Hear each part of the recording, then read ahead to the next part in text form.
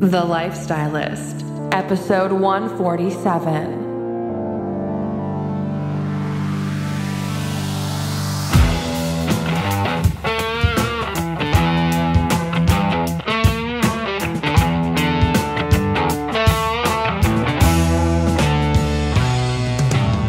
I'm Luke Story, a former celebrity fashion stylist and founder of School of Style.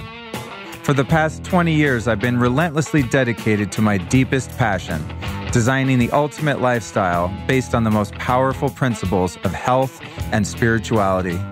The Lifestylist Podcast is a show dedicated to sharing my discoveries and the experts behind them with you.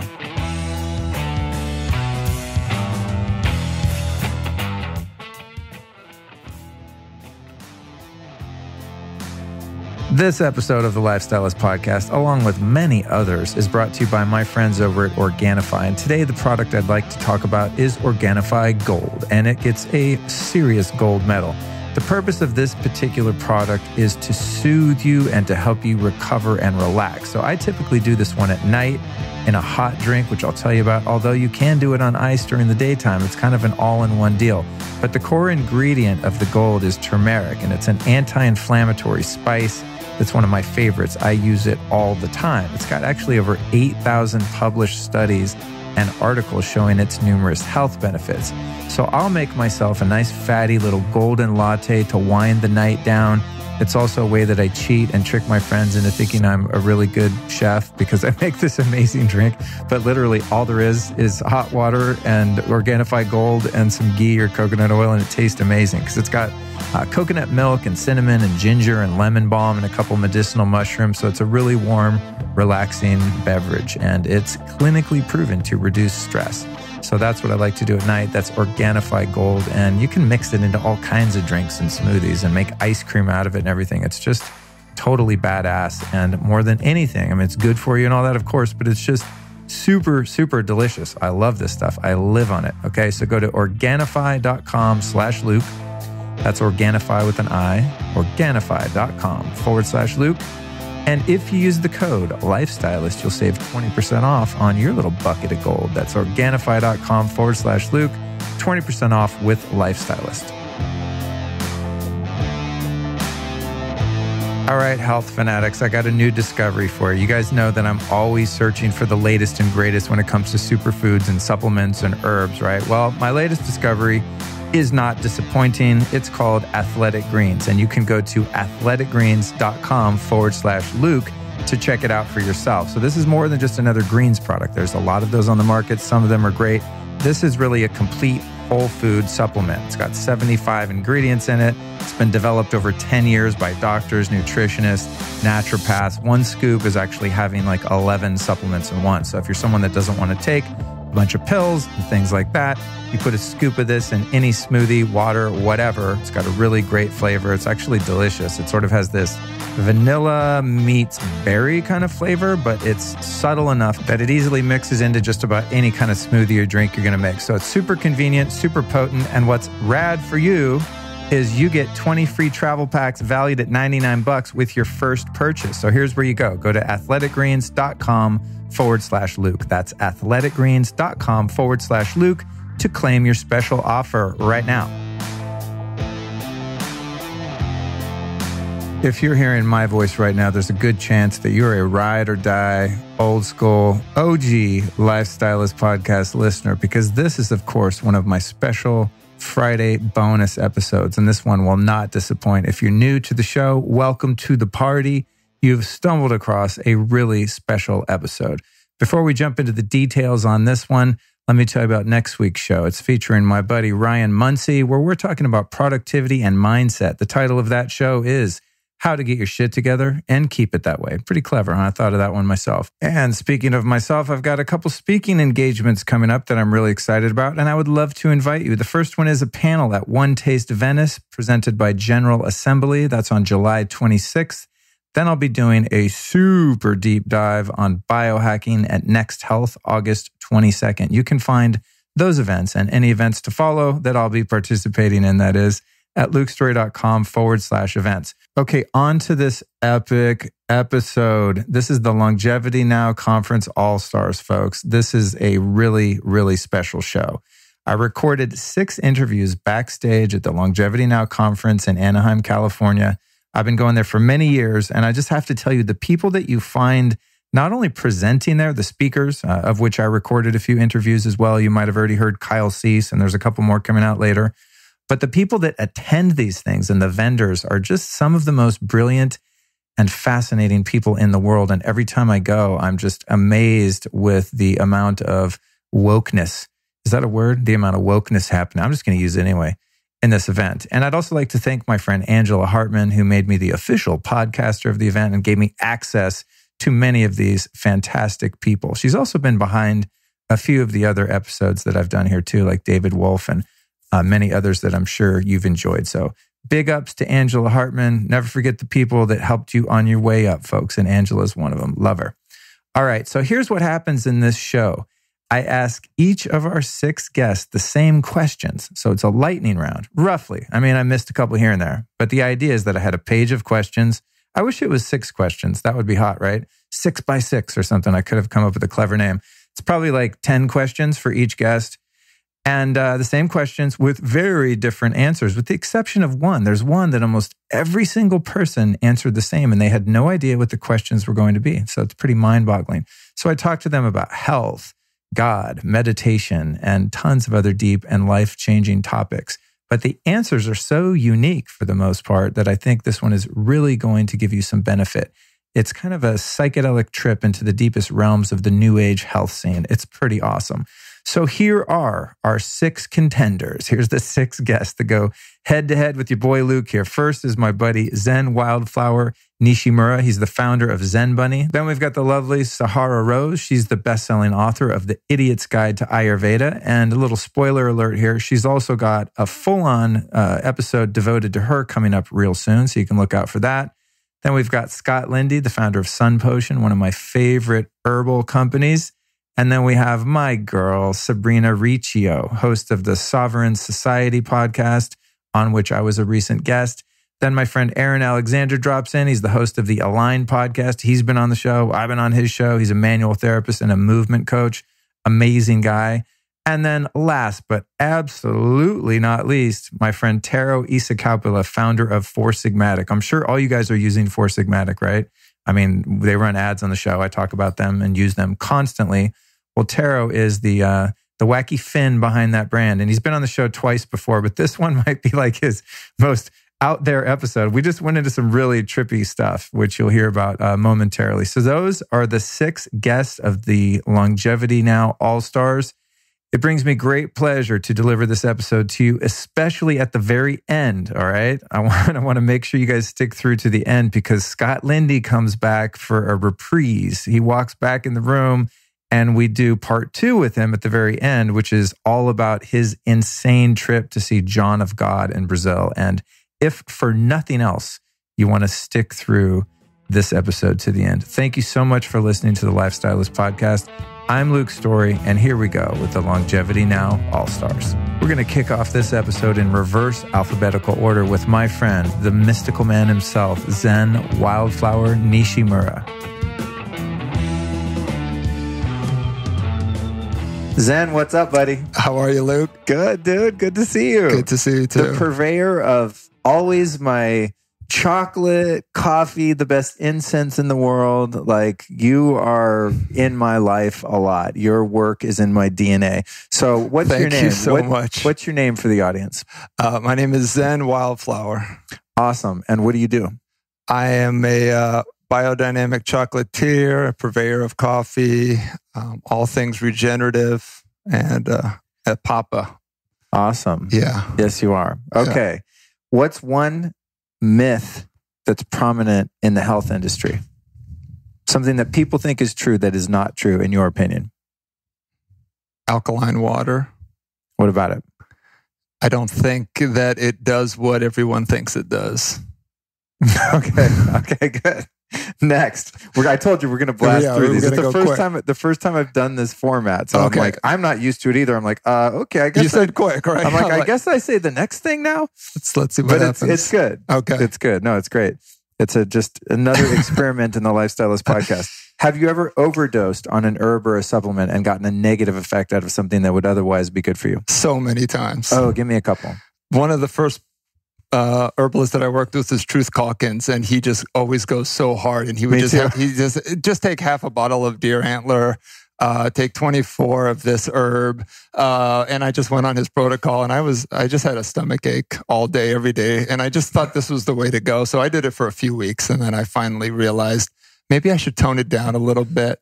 And I have really gotten into the idea of simples, which is just single herbs. Infusions, hot or cold, and just enjoying like the connection with individual herbs. And that's become my daily practice. I went from hardcore adaptogenic, triple extracted, everything, highest level. And sometimes that doesn't work.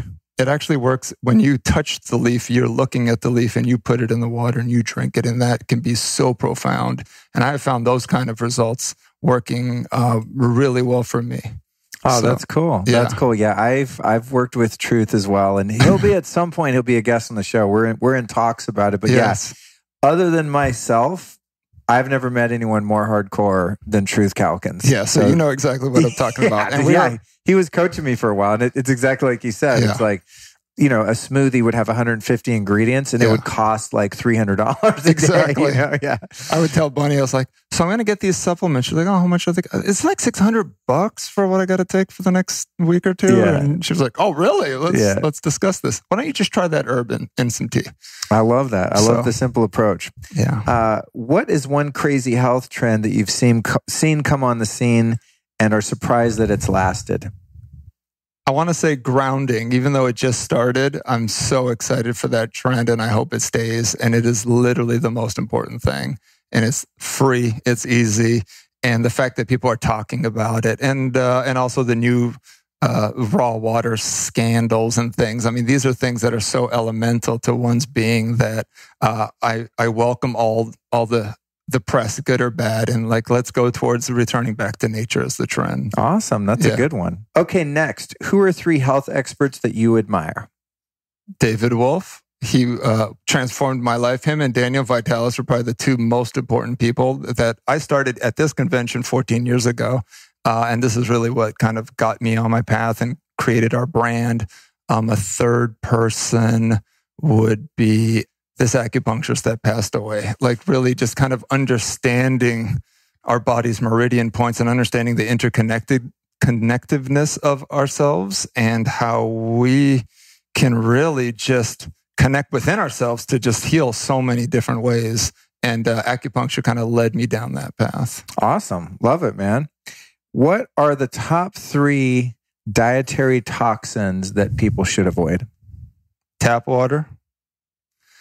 Just as a whole, it's a toxin. It's true though. It has hundreds of toxins in it, but compounded into one thing, tap water. That's a cheat because you can include about 2,000 other toxic chemicals in tap water. All right, that's a good one. Give me 2 more. White flour, white sugar. Yeah, love it. The cocaines of food. Yeah, it's something that is so heavily consumed and it is so denatured. It doesn't even make sense. Our bodies don't even know how to deal with unnatural things. And we've become accustomed to that. And so I think returning back to nature on all levels is really where you're going to find the true health. Dude, the other day I was at the Grove, right? With listeners, it's a mall in Hollywood. It's nice. It's an outdoor mall. I mean, as far as malls go, it's pretty chill. At least it's outside. Now they have this, I forget the name of it, but it's the cronut. Are you familiar with the cronut? I am familiar with the cronut. It's like this. I have had one. Famous chef in New York opened the cronut. So the real cronut guy opened a spot in the Grove. And I walk by it all the time and they have a wait list. It's this really foo-foo whole situation over there. And I walked in there and I hadn't eaten in. I didn't have my daily fat. And so I was like, oh my God, I want a goddamn cronut. Don't do it. I'm in. I get in line like a douche. I'm sitting there waiting for, 20 minutes for a piece of white flour and white sugar, essentially.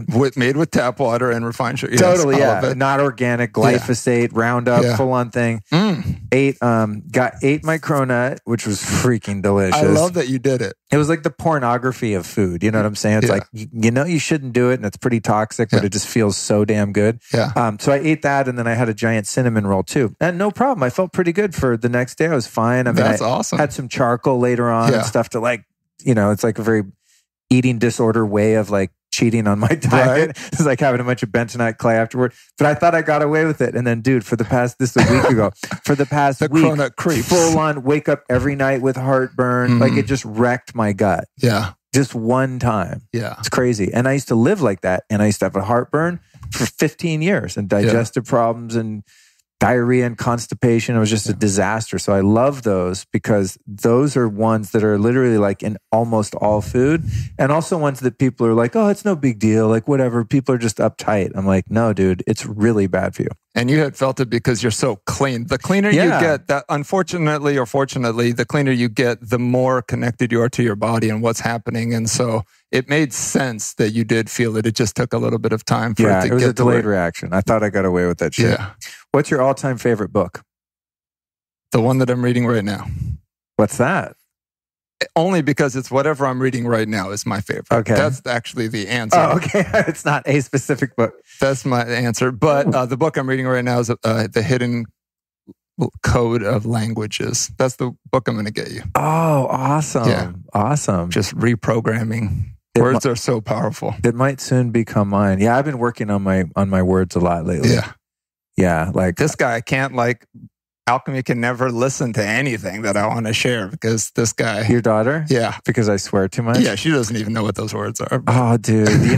You're not the first person that said that. Somebody left, it was either an email or like a review on the podcast. They're like, we really love your work, but we have an 8-year-old daughter and my wife and I, we drive a lot and we commute and we really want to listen to the show, but our daughter's in the car. Is there any way you could tone it down? And I took it to heart. I am actually making a fucking effort to tone down the profanity on the show. No, in all seriousness, I actually am because I don't want to alienate people. Yeah. But then I went and saw Tony Robbins a couple weeks ago. He uses it as an exclamation point in certain situations. Like, why am I so uptight? This guy, he's got a stadium full of 12,000 people giving him $20,000 each and he's swearing like a freaking sailor. But, he's also earned maybe the right to be there. This book will bring it kind of in a new context for you. Does it talk about profanity? Oh, yeah.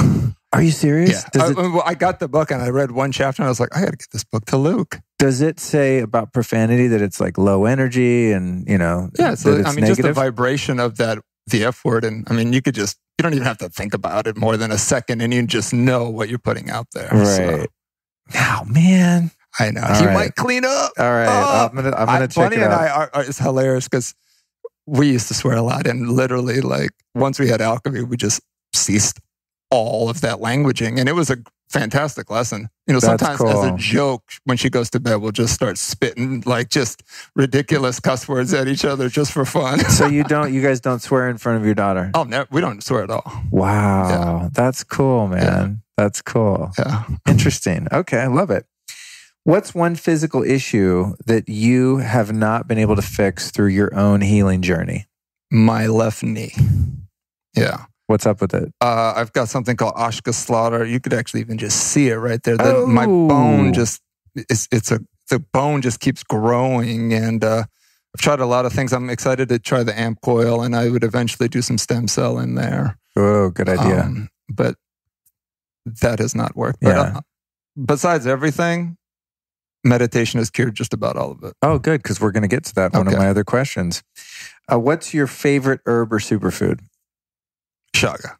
Chaga? Yeah. Cool. Why?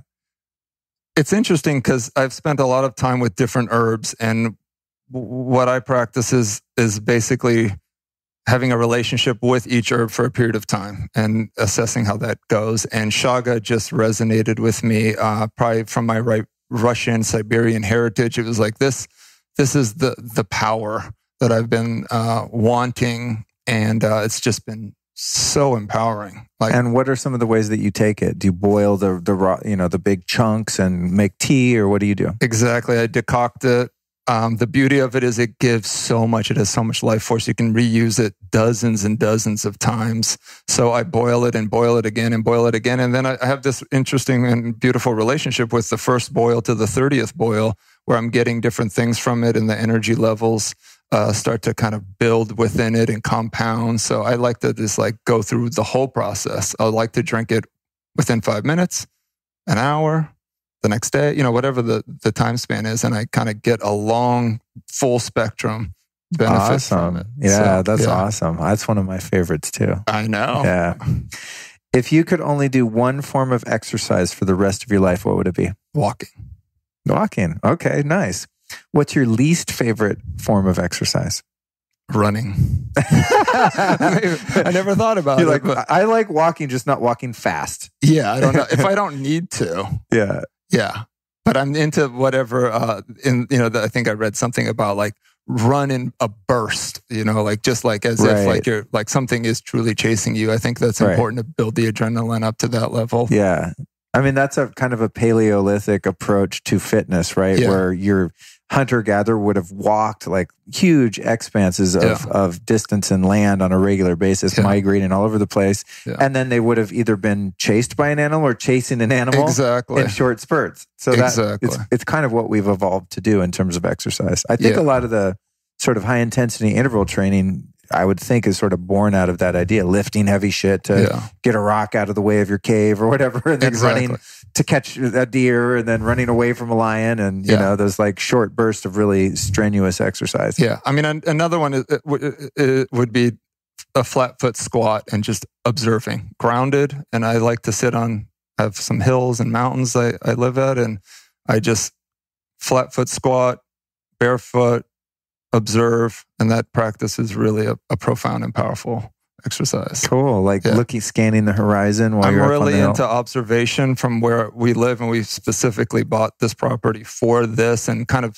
getting back into the mind state of like, oh wow, the natives of this place I could totally see them flat foot squatting right here, because that's our natural position, and seeing what happens. And so I like to choose different spaces and do that and watch, and I would have seen that happen or avoid that, it's pretty fun. I love that, dude. Yeah. This is fun. I like this format of interview. Right. This is cool. I'm having a great time. I really love this guy. I'm so glad this guy is just doing it. I've appreciated it from the second I heard about you through Daniel Vitalis, and just to share this amazing insight that all these different people have, because I think David was talking about earlier, we're so extreme with like, it's either this or this. And you're like, there's probably hundreds of thousands, if not millions of people that have very unique and amazing perspectives on things that we should all extract our little tidbits. And you're finding such amazing light beings and just broadcasting this wide a range of information.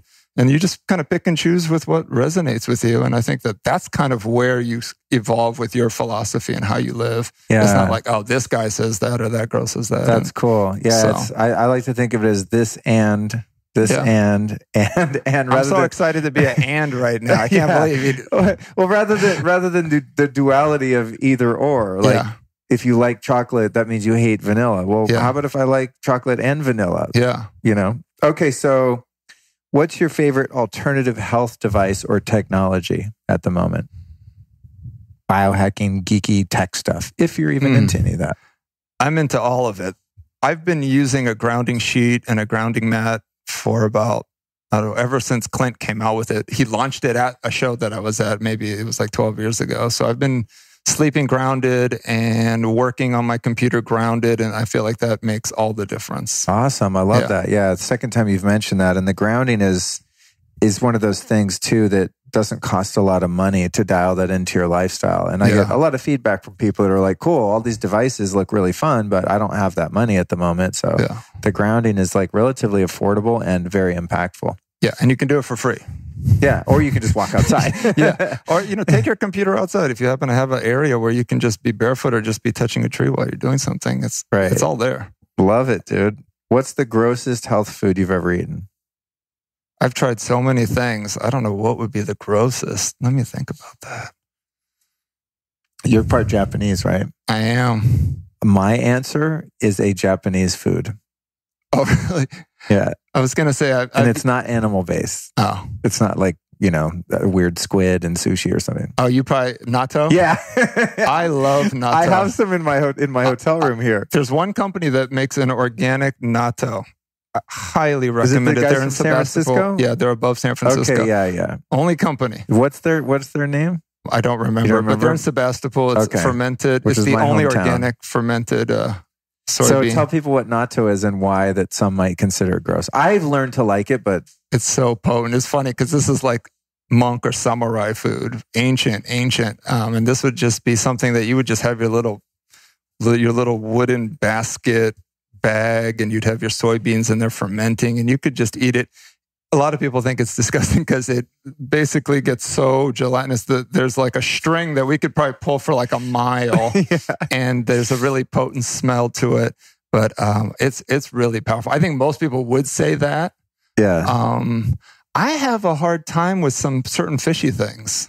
So I think it's all personal. Like, sometimes some DHAs or some things, just fish oil. Like, I would love to do that blue ice cod, fermented cod. That's probably the most disgusting thing. The organic pastures, I think they're called. Yeah, that shit's gnarly. That is, I think you've topped natto. Because the natto smell is really gnarly, but it actually tastes good. It has that. What's that umami? What do you call it? Umami flavor, right? It's just a very unique flavor profile.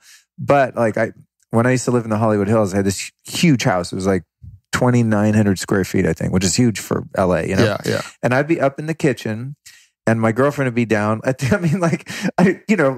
25, 30 yards at the other side of the house or something. And I would open up a natto, just like pop the natto open. And literally within 10 seconds, she's like, "Ew, gross, God!" Like way at the other side of the house. I mean, it smells like the rotting feet of like a corpse. So it smells like zombie feet or ass. It's really gnarly. Yeah, but it's so good. But the recipe, I mean, it's so powerful. It's that, and then typically you would put an egg yolk on it, and then you would put maybe like some fermented onion on it, and you could even do some fermented soy, shoyu or soy sauce. And that is a potent meal. That is so much life force. Yeah, I do that when I'm having stomach issues. But I'm with you with the fish oil, like those bottles of cod liver oil. Yeah. What are they? That one brand, Blue Ice. Yeah, Blue Ice. Something pastures. Yeah. And it's really disgusting. It is. And you'll burp it back up and shit. It's terrible. It's super gnarly. Yeah. All right. Moving on into some more the savory deeper things. The more deeper esoteric. What word do you use to describe God, and why that word in your own conversations in life? Yeah. Mother Nature.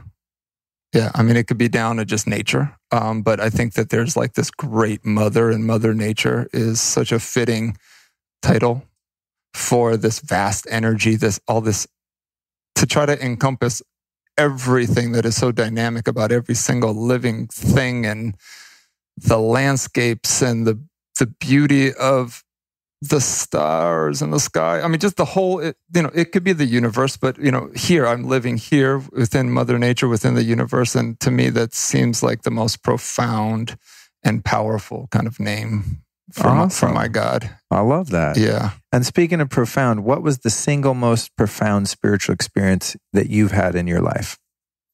They happen daily. So they're just moments when I can get present in meditation. I think that is really so it happens all the time.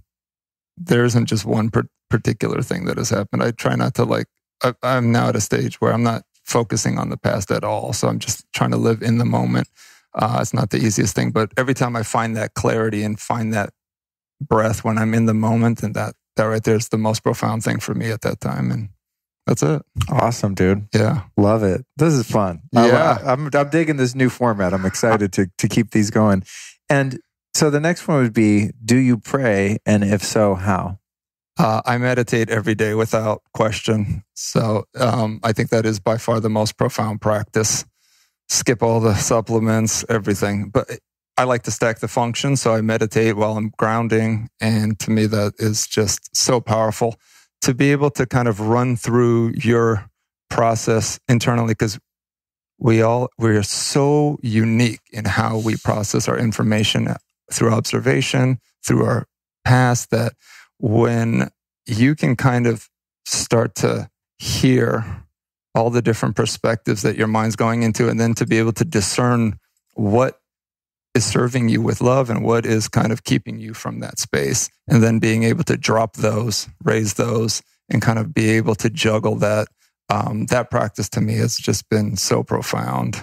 And would you say that is a time at which you pray, or is that your form of prayer in itself, of just the act of meditation? Or do you have a formal, like, hey, Mother Nature, God thing, thank you for this, here's what I'd like? Do you have that kind of thing going on? Or is it just more of a real commitment to presence and meditation? Yes, I do a practice daily throughout the day, but I'm trying to do this throughout. And I'm blessed to have such a partner that is on the same journey, and our family together. That's how we're trying to do it, and we just work off of each other. And we're at a place where we're not blaming each other. We're just learning from each other, and so we get to get checked and move accordingly. That's awesome. And that's been just like Bunny and Alchemy are my greatest teachers. So that's cool. It is throughout the day. Yes, I'm praying the whole time. What I'm not praying for, which is very important, is something. I'm not praying for anything outside of myself. I'm not praying to get something. I don't need anything. And just having that awareness now in my life, which is kind of new to me, is been profound. That's cool. Yeah. I'm still praying for stuff. My prayer lately has been like, it's not like, hey, give me this thing. It's more like, it's like, God, I have this desire. Could this be your will? Could this be possible for me? Is this what you want for me? Yeah. Because I want this thing. Yeah. So if that's what's meant to happen, could you show me what I need to do to help facilitate that? And if it's not, could you remove the desire so it's not in my mind anymore? Like wanting to move to Topanga or move to Malibu, like get out of the city. Yeah. It's like, I don't go, God, give me a mansion in Beverly Hills or something. Right. I'm just like, hey, thing, creative world, universe, deal.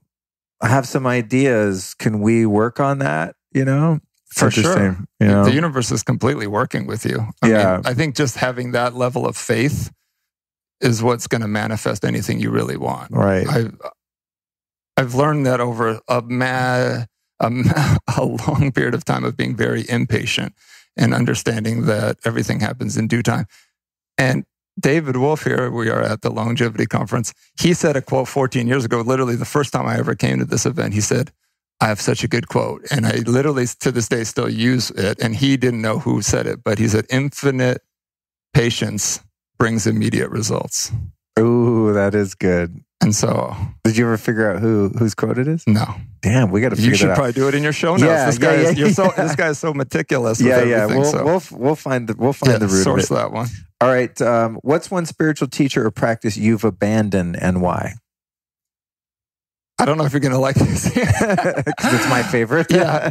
Well, I started formally doing meditation through Vedic meditation, and the teacher of your teacher, Jeff's teacher. And it was an interesting path. It got me on the right track to meditate. And at one point, I had been very specifically practicing meditation for about 18 months straight, hardcore every day, as many times as I could, twice a day. And at one point, it just stopped working, but I was still doing this practice.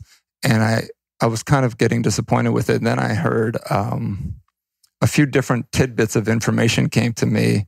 One of my teachers had said, doing meditation is like your personal alarm. Like it's a practice to wake up. And so sometimes the alarm just doesn't work anymore. You've snoozed it enough and you got to just move on to a different meditation. And then I listened to Osho said something amazing. He said, the whole idea of TM and VM meditation, where you're basically saying a mantra in your mind. If we're trying to cultivate aloneness, like really being comfortable with yourself, which is what we're trying to all transcend to, because there's this epidemic of being lonely. We're just trying to actually learn how to be alone. And there's a beauty in that.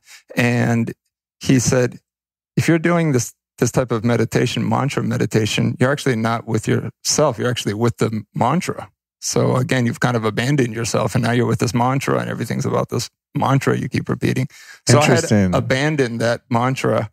And the second I dropped it, that same feeling came back as I just started to have my own different spins on it. And cool. So that's happened. That's interesting. I love that. Maybe that'll happen for me at some point. You never know. Let's see.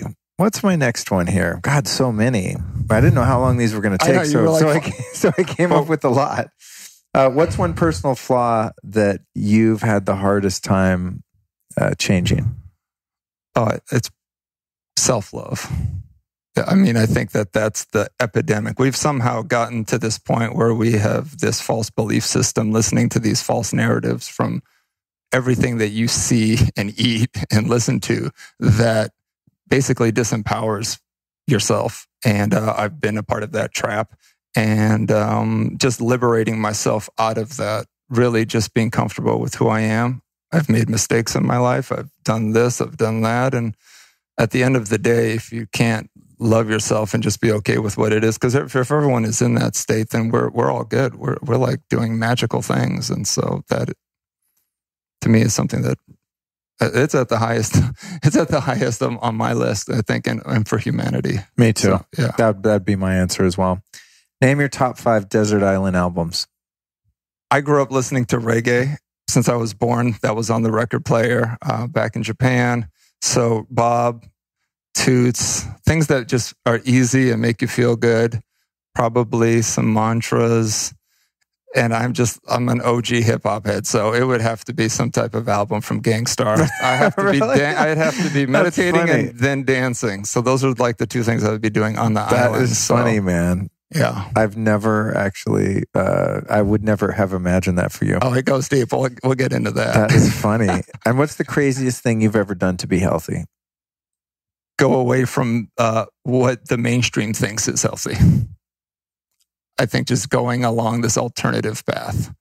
I mean, this is a very small group here, and we are definitely walking down a path that is not walked by most people. So out of our little bubble, we're like 1% of 1%. And I think that being very proud, being vocal, and just praising Mother Nature knows how to do it all. Like, let's just go there. I don't need anything from modern medicine, unless it's an emergency. And I think that we've just been really bamboozled with what we think is the way to be healthy. And you can't trump Mother Nature. Just to be natural and connect with things that are in the natural world. That's why we're all here and listening to these speakers talk about these things. So I think it's, in the big picture, I'm very extreme. You're very extreme, that we're not just like eating Cocoa Puffs and I'm cooking my, Wonder Bread and I don't even know what, like you had said the other day, you went to some grocery store that was like a supermarket. I'm like, I've done that recently. And I'm like, these brands still exist? I know. I didn't even know they make Fruit Loops still. SpaghettiOs are alive and well. Yeah. So,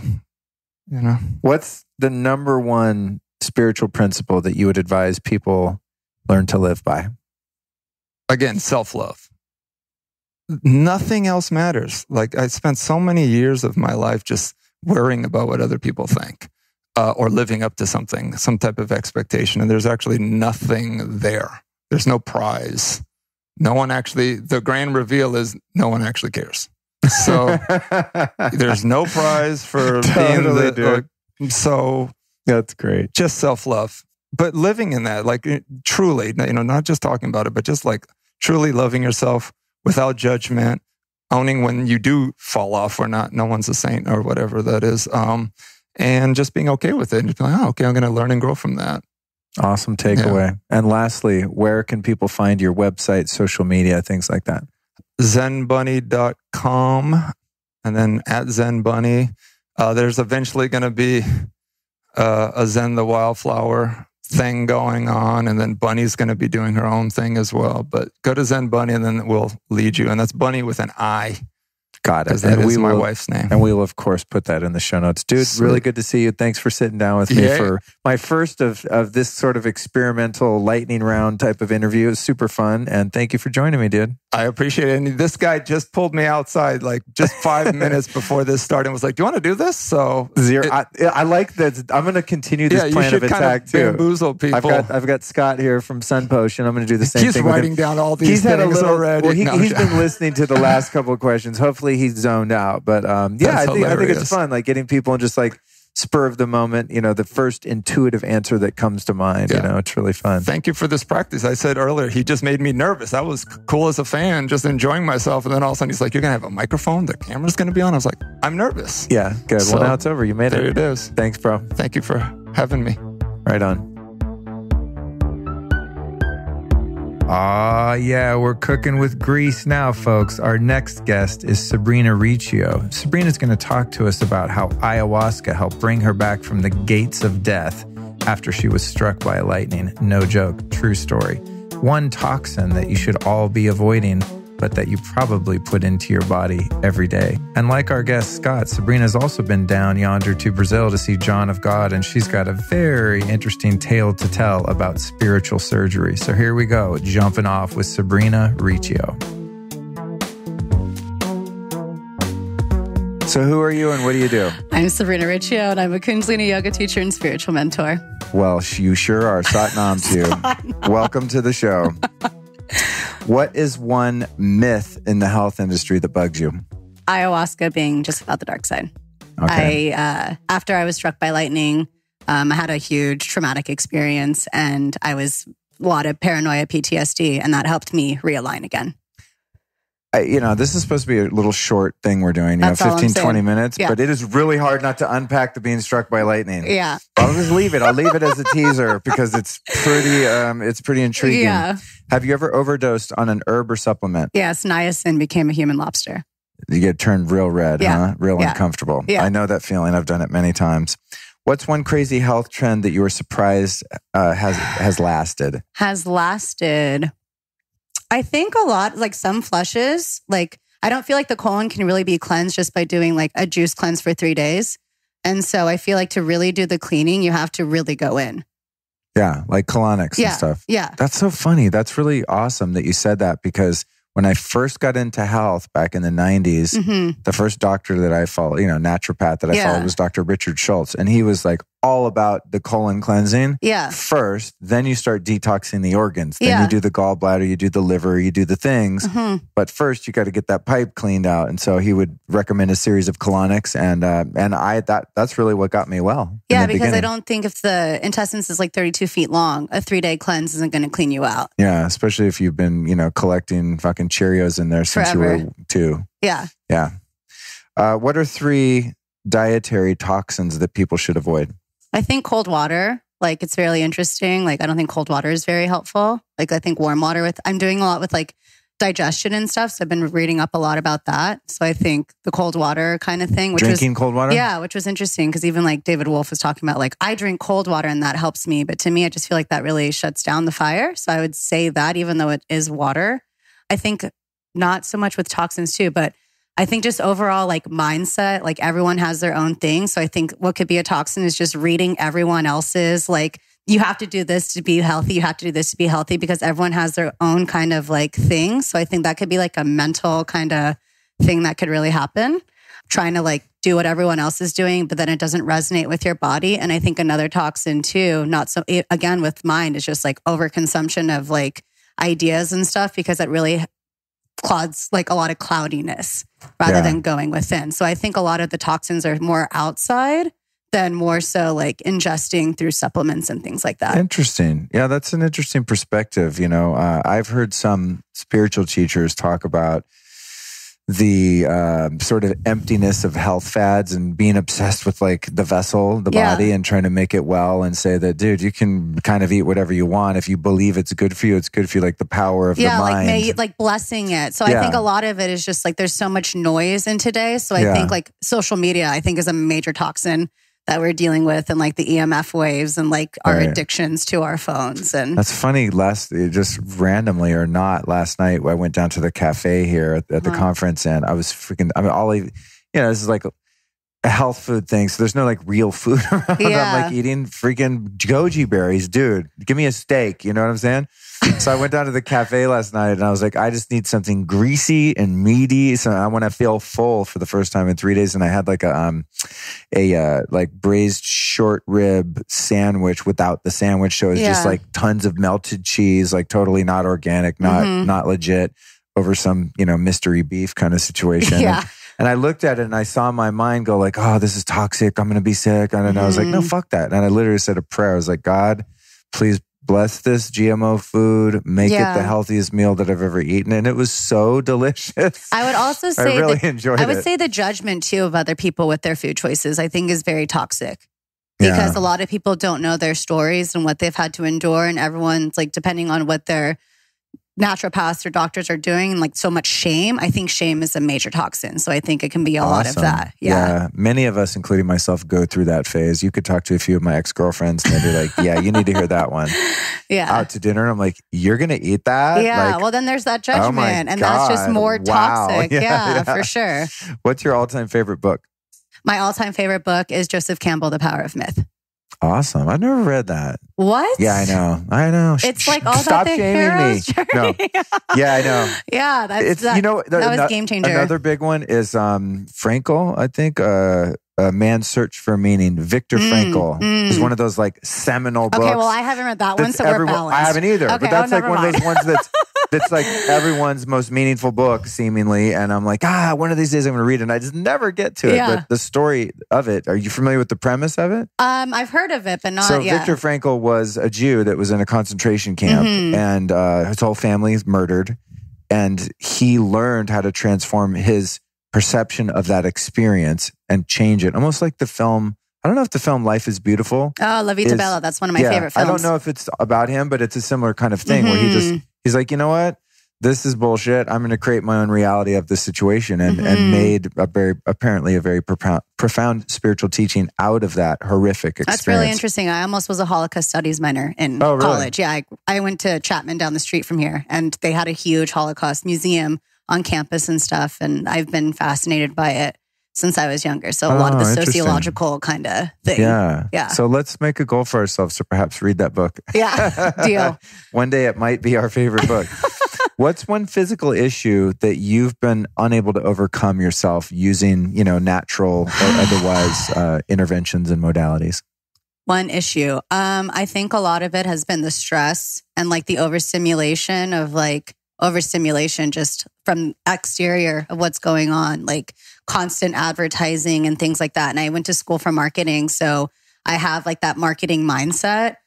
So just that, and then you can be a lot of that chatter and the noise. So it goes always good to meditation, like doing that more and more is a practice. But I feel like, especially like being in LA, because now that I live in Joshua Tree, like I don't see any of that. But when I come here, and also with my nervous system after being struck by lightning, it can be like really toxing on my body. Yeah. So it's just like, like breathing into that and like really being able to navigate through that. Cool. Yeah. What's your favorite alternative health device or technology? I like working with crystals. They've really helped me. Yoni eggs, I think, are really potent. Tell the audience what yoni eggs are. Yoni eggs is when you put a crystal. It cracks me up. When you put a crystal up your yoni, your vagina, and you're like doing Kegels or meditations and things like that. So a lot of it, you can get a lot of trauma pulled out. That's stuck inside your sacral chakra as women, and also use it as power. And it's been used in Chinese medicine forever. Interesting. So that's where it comes from. I was curious. Yeah. Yeah, I see women post about that, and I'm like, damn, y'all are daring. You're like zero fucks given I've here. got like 4 different stones. That's interesting. Yeah, That's so interesting. working with that, I think, I has wonder been what really the male potent. version of that is, like weightlifting with your like a strap around your sack or something. Yeah, let me know how that works out for you. I think we call it Cialis. Yeah. What's the grossest health food that you've ever eaten? The grossest. There were some things downstairs that I was like not down for. But it's very interesting because like even working with like essential oils and stuff, a lot of the times they're like things that are the grossest are the things you actually need. Right. So sometimes I don't even know what I'm like. Everyone's like, take this, take this, take this. Because there's been so much of me just like exploring on how to heal my body, especially after like having so much sensitivities since the lightning accident too. So and that was a really profound event in your life. Oh yeah. Like I was in, I took a 4-year sabbatical where I like hid in my house for almost 4 years because everything was so intense. Yeah. Wow. Yeah. That's like the ultimate EMF blast from the heavens. Sure. Or hell. It was by the windmills, like on the way, like near Palm Springs. So there's a lot of energy being generated there. God damn. Yeah. Which brings me into my next question. What word do you use for God and why?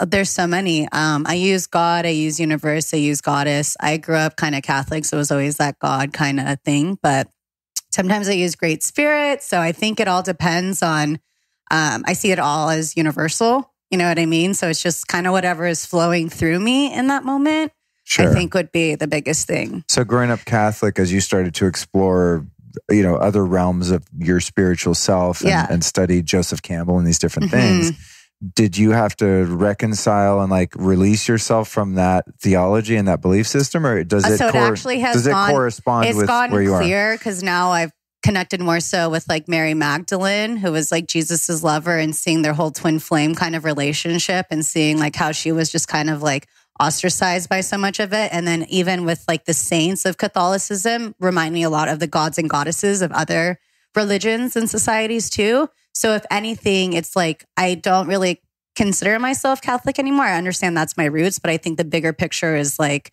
the universal kind of thing that everything is Joseph Campbell. Like it's all mythology. It's just like different. My grandfather used to always say like, same story, different actors. So it kind of is like that kind of thing. So to be able to cut through a lot of that like religious stigma, which was very strong for this last full moon that I felt, was like cutting through a lot of that. Cool. Yeah. Interesting. So you were able to kind of integrate that in the context of because it's still honoring where I've been. Like that's a huge work of a lot of my work is honoring like the shadow and where you've been. And I like went to Catholic school for 8 years and all of that. So there's a lot of like damning and shame and all of that. I've heard that. And that never really resonated with me because I was like, God's supposed to be loving. So like, why is there judgment? But it's so much of that like patriarchal kind of thing. So to help bring in the matriarch and to also restore the balance of the masculine and feminine, like I found through Kundalini yoga, it's been really like being able to see that as like a wounded part of the divine masculine through that stigma and that kind of like idealization. And now it's like, okay, so as the divine feminine continues to rise, we're holding space for the divine masculine to rise. Wow. Hot damn. I love it. Do you coach a lot of women and stuff? I do. Oh, good. Keep it up. Yeah, thanks. We need that. as a masculine, trust me. Bring that on, please. Yeah. It's like the antithesis of some of the more toxic forms of feminism. It's like, whoa, so many people are really off track. I just posted a thing on Instagram a couple weeks ago how like, I don't believe the future is female though. I believe the future is all inclusive. I love that. I always kind of take offense to things like that that are so like, it has an exclusive tone to it. Yeah, because you need to have solutions. You know, it's like Mother Teresa would always say, I will never go to an anti-war rally, but send me to a pro-peace rally. So that's the big thing for me is like, how do we find solutions and see everyone is equal and recognize that everyone brings different things to the table and realize it's all part of. Yeah, because how we got here to this place of imbalance is by men being the future and excluding the feminine over the course of history, at least history as we know it, right? And so the answer to that is not like, oh, cool, well, fuck you. We're going to exclude you guys now. That's not it. Well, then we're just going to go. We're just going to go the same thing. It's like the pendulum swinging, and there's no balance. So that's a huge part of my work is finding that sacred reunion of the divine masculine, the divine feminine within us, so that it can be also seen without us. I appreciate that. That's cool. Yeah, that's a very awake point of view. Thank you. What's the most profound single most profound spiritual experience you had in your life? The single most profound when I went to John of God in Brazil. What? You did that too? I was just interviewing Scott Lindy about that. We did a lightning round like this and he just touched on it. And then afterward, we shut the mics off and he's like, so you want to hear about John of God? I was like, turn the mics back on. So what was that like? So I went, it was kind of like I heard the call. My grandmother was dying of mad cow disease and I was like the second family member to die of mad cow disease. And so, so I was like, wow, what is going on? So I went with one of this woman I did my yoga teacher training with in Encinitas. She's a shaman and she's been like one of the like people that have been like honored to bring groups. And so I went and I had my spiritual surgery and I was going in to do my meditation, like to meditate for 8 hours, where you had to sit with your feet on the ground, your hands open, eyes closed for 8 hours. And I had the blessing of having the sun in the window, like right by my face. So after my surgery, I went to go like meditate, whatever. I opened the door, whoosh, I whited out. I like had to push through the crowd, and I was like a ghost. And so I asked my shaman, I went in and had to do like, I thought I was doing the whole surgery again because this was in Brazil. And I was like, oh no, I can't do this. I have to teach at a festival. like that weekend, the next, like a couple days later. And so I was like, what happened? And she said the entities needed your light to help heal the 1,400 people that were coming in, and they replenished you with a new light body. Damn. Yeah. Heavy. Yeah. Wow. Yeah. Amazing. I love the answers to these questions. I'm going to start doing more of this format of show. They're so fun. I do them at the end of every one of my podcasts. You were telling me that. Yeah. Yeah, that's cool. Sovereign Goddess podcast. That's cool. Yeah, and I'll be on there one of these days. Yeah, you're going to be my first man. Oh, good. Yeah. Man, I better bring it. That's bring it. That's an honor. I don't want to disappoint. Shit, I got to get my consciousness level up before bring it on. that one. Well, we'll be at Sanam Fest, so. Yes, yeah. cool. So we'll be there. Fun times. Yeah. All right, so I already know the answer to the first part of this is yes, and that is, do you pray? And if so, specifically, how do you do that? What does that look like in your life? Yeah, so I do pray. I even pray for guidance now. So the big thing is like, if there's something that I desire, it's like, show me like what is required of me to become a vibrational match to what it is I desire, and going into that space of surrender. So I call in a lot of my entities, my guides, Mary Magdalene. So a lot of those things. But I think every morning I do my sadhana. And that's my prayer. And like, I read A Course in Miracles. I do like affirmations. I pull my cards, whatever is like kind of coming up. So my idea of prayer is my living, that's how I live too.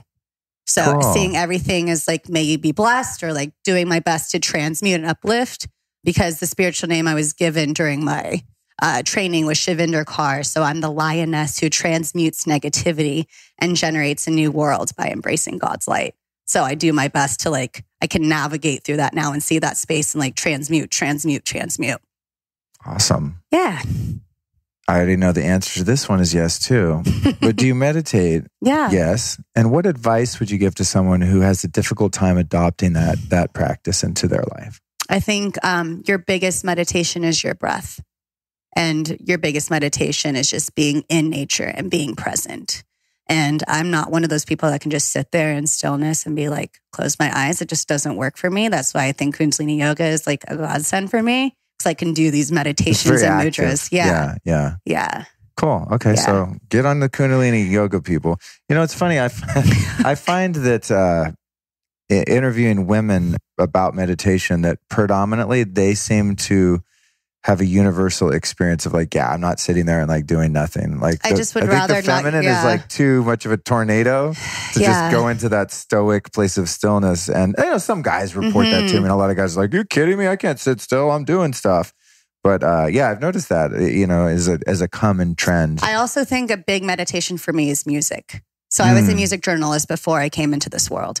So to me, like if I'm at a concert, or everyone knows not to talk to me, because that's how God also speaks to me, is through music. Cool. Yeah. So I think anything can be your meditation. I love that. Okay. Yeah. And name one spiritual teacher or practice you've tried and then abandoned, and why? One spiritual practice I've tried and abandoned. So I'm breathwork certified, and it just didn't, I like went up to level 2, and it just didn't resonate with me as strong as Kundalini Yoga. So it was like this simple, and like that was great, but like I found way more impact with doing Breath of Fire or Kundalini. So even though I'm certified with breathwork, it shifted more into a Kundalini breathwork. Got it. What's one personality flaw that you've had the hardest time overcoming? Personality flaw that I've had the hardest time beating myself up, and like the whole martyrdom, because my Venus moon, like that's a shadow of it, is the martyrdom. So it's like taking care of everyone else before taking care of myself. So then I was going in times where like my cup wasn't full, but I'm really changing that story right now. That's been something I've been really owning, is like boundaries and like taking care of that. So being like, no, thank you. And like really honoring my space. Dope. Yeah. What's one incurable disease that you've seen healed naturally? Through myself? No. Or just in general? Observing. Or yourself, either John way. of God. There were people that were blind that were able to be seen, that were able to see. In front of you? You saw that happen? Yes. Holy shit. Yeah. It's like super potent down there. Yeah. You know, I've always had this with the John of God thing. I've had the draw Mainly, I have back pain, and I'm like, dude could probably fix it by shoving some freaking hemostats up my nose or something. Yeah. Well, that's a lot with like past trauma. Yeah. Yeah. Totally. But then at the same time, honestly, I'm like, that vibe is like, I sense this. There's like a little darkness there that I'm like, and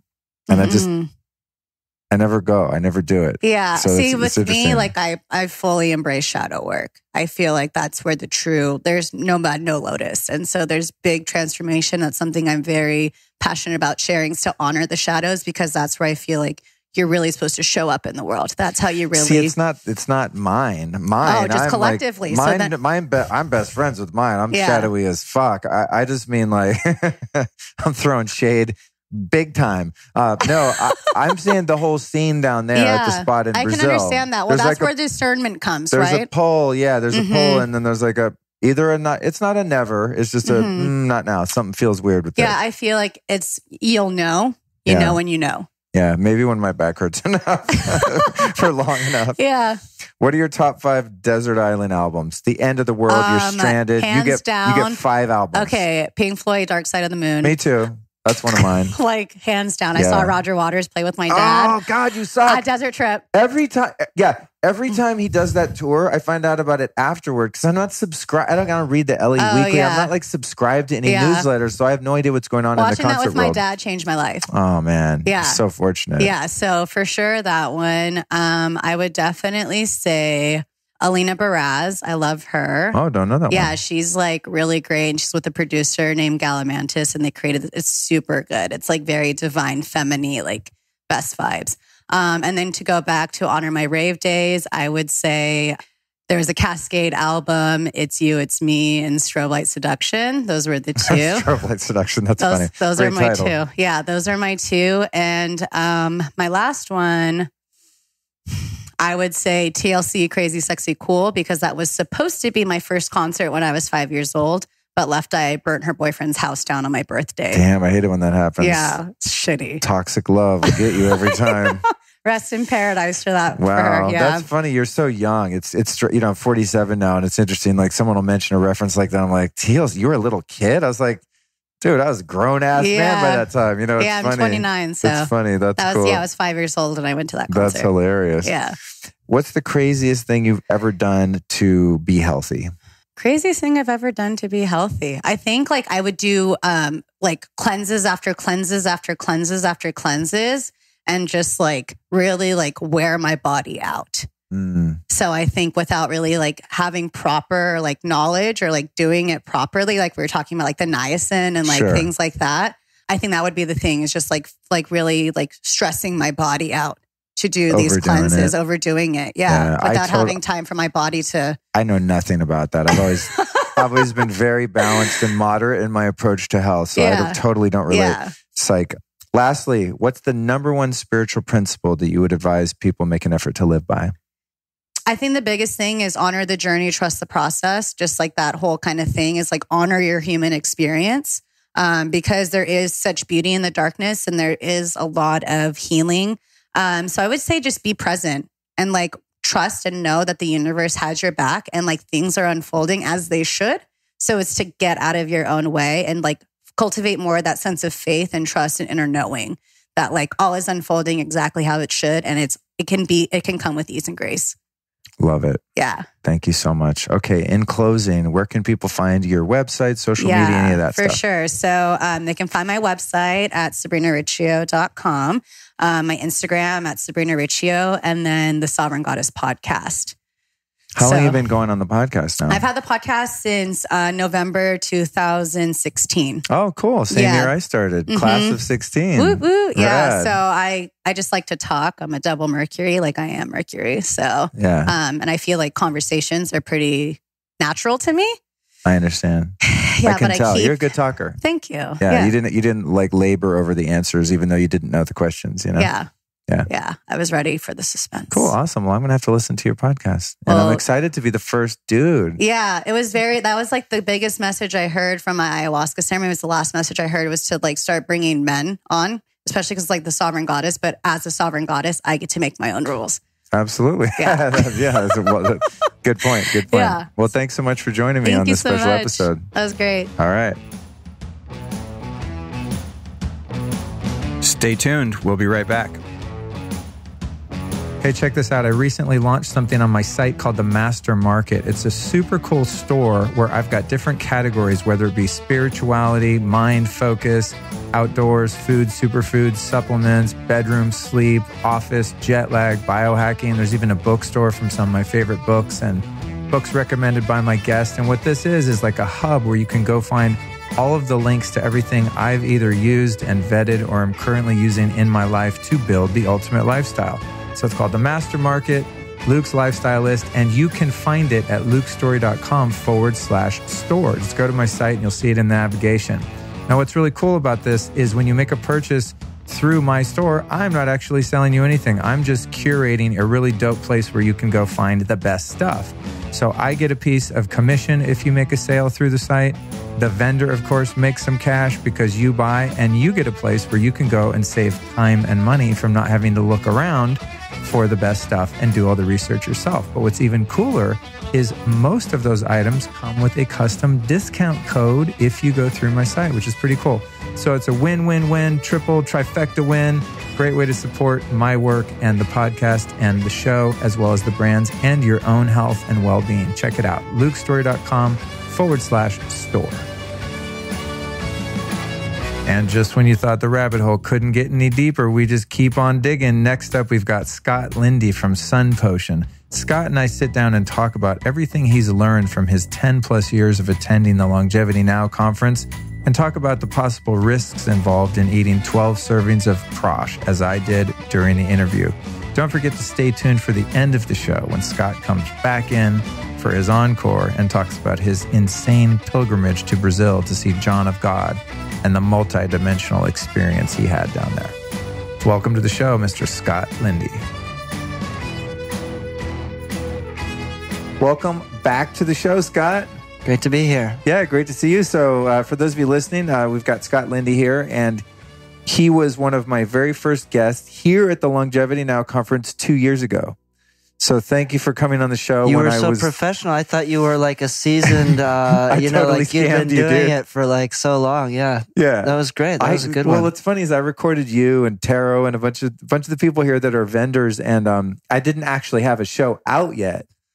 So I put a bunch in the can. You were so convincing. Yeah, what I did is I put a bunch in the can, and then you just shot them out. Yeah, and then I released boom, 10 episodes in 10 days. Yes. And so I just started like firing them out, and I got that momentum going. So tell us your full name and what you do. My full name is Scott David Lindy. So Scott, something like benevolent host, David, King Solomon, House of David, alchemist, alchemical lineage, Lindy, Swedish, Ellis Island. Previous to Ellis Island, it was Linda Kruna. So Lindy the tree, Kruna, crown. So, but now it's just Lindy, little truncation. Wow. So the benevolent host in the house of King David and the tree, or something like that. And what do you do? I started Sun Potion. So I spend a lot of my time taking care of Sun Potion and sort of stewarding and guiding that project, which is great. And then mostly I just do that. Awesome. All right. What's one health myth in the industry that's proven itself to be untrue in your opinion? The word natural, the low fat scenario, this idea that we need to be treating or paying attention to symptoms. Now, if they're there, I mean, that's one thing, but like how'd they get there? That's something that we're kind of missing in a conversation. So awesome. Love that. Yeah, the word natural, because you can kind of make any product and call it natural, right? Yeah, you want to find yourself with a lawsuit owning a natural products company, just put the word natural on the label. Interesting. Trippy.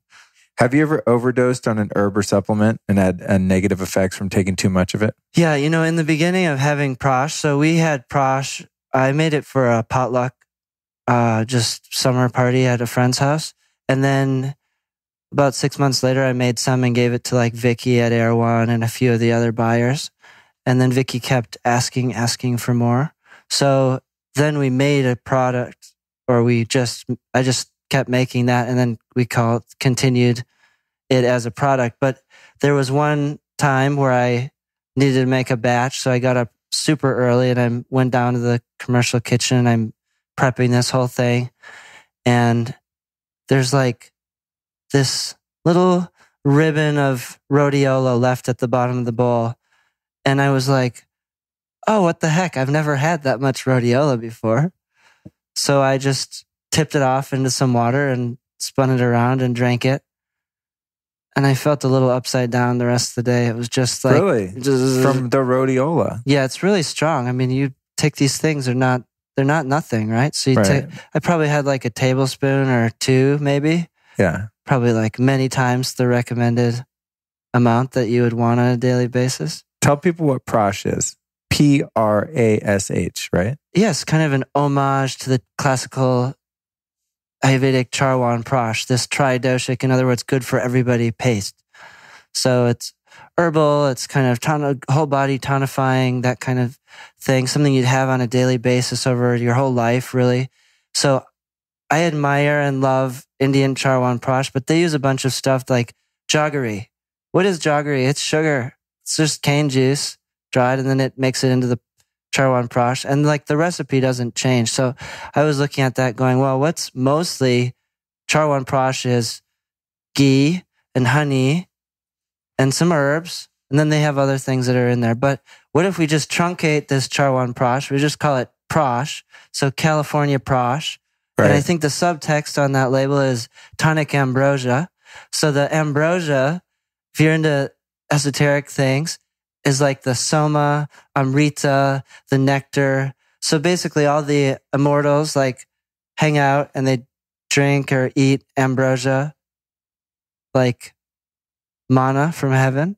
And then they just get all blissed out and they have like an eternal tea party. So this prash is an intuitive California. Oh, so we're going to use ancient organics, biodynamic ghee. We're going to pasture raised dairy that they make the ghee on the ascending cycle of the moon. Okay, so then we're going to use raw wildflower honey from Santa Ynez outside of Santa Barbara, which is beautiful nature, sparse populace, really beautiful kind of area. Okay, and then we're going to add like 10 of the Sun Potion herbs in there. These best quality, single ingredient, tonic herb, extract powders, concentrated extract. Do you guys have any of this with you? Oh my God, it's in my bag. Are you for real? No, we'll try some afterward. I'm like literally, I ate you know what Can I you ate hand me today? that? I had a bulletproof coffee, and then later on for lunch, I had a banana. I'm like, oh my God, this prash sounds amazing. That reminds me, Elliot, when Thank we're you, interviewing Elliot. people that have products, remember before he suggested in the video, we have like a little product line. So we'll do that. But yeah, literally I'm hearing about the prash and I'm like, argh. Okay. Oh, I might even Nice have a bag, special dude. spoon. Wow. Want essentials. Oh yeah, They're those going to guys. have it in all of the Sun Potion in all of the Want stores throughout Canada No and the way. Apothecary on Broadway. And yeah, that's just it's interesting. the entrance of Sun Potion showing up in home goods, lifestyle goods, natural beauty stores. In this case, high-end men's and women's leather goods store. That's a funny thing about your brand Sun Potion is it's one of the first brands, and I think I mentioned this when I interviewed you the first time, that is like really on point with the branding, but also the product placement and the relationships within like the beauty and fashion industry. It's a very cool brand. Whereas like when I first got into the health stuff, everyone had a really ugly website and a crappy logo and the packaging and the branding, and they didn't have cool t-shirts, and they would never be found in cat beauty or doing a partnership with a brand like Want. And you guys have kind of this very elevated branding and style, which is cool. Well, because when starting the company, I mean, I'm, solo owner, I guess you could say. So I got to direct the thing to what I like, which is art and design and beauty and classical kind of alchemical symbologies. And I love the gold and I love the blue. And it feels like this kind of like almost like royalty or alchemical. We talked about that House of King David or King Solomon, those kinds of guys. And so, and the Egyptian symbology, really just a humanist symbology for embodiment, transmutation, alchemy inside.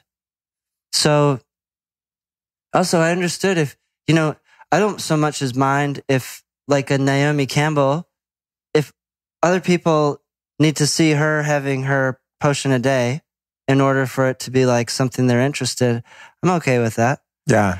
And so, fortunately we've got our creative director, Nitsa Citrine, who's incredibly talented with the camera and capturing like moments of daily practice, moments of daily ritual, moments of your daily tea. I mean, none of that stuff is staged. If you look at Sun Potion on Instagram, there's this beautiful pictorial storyline of the brand, which is really just showcasing our lifestyle of taking time to like sit, have your tea, do your morning little, I'm going to make some tea, little half teaspoon of this, little half teaspoon of that. Why not have a full apothecary of these kinds of things? And I do at my house, and it's like, I want some of that. And there's certain things that I take regular every day for many years, and there's other things that I'll just pop in a little bit of extra of this or that. And so to speak to your comment there, yes, this idea of these are ingestible beauty plants.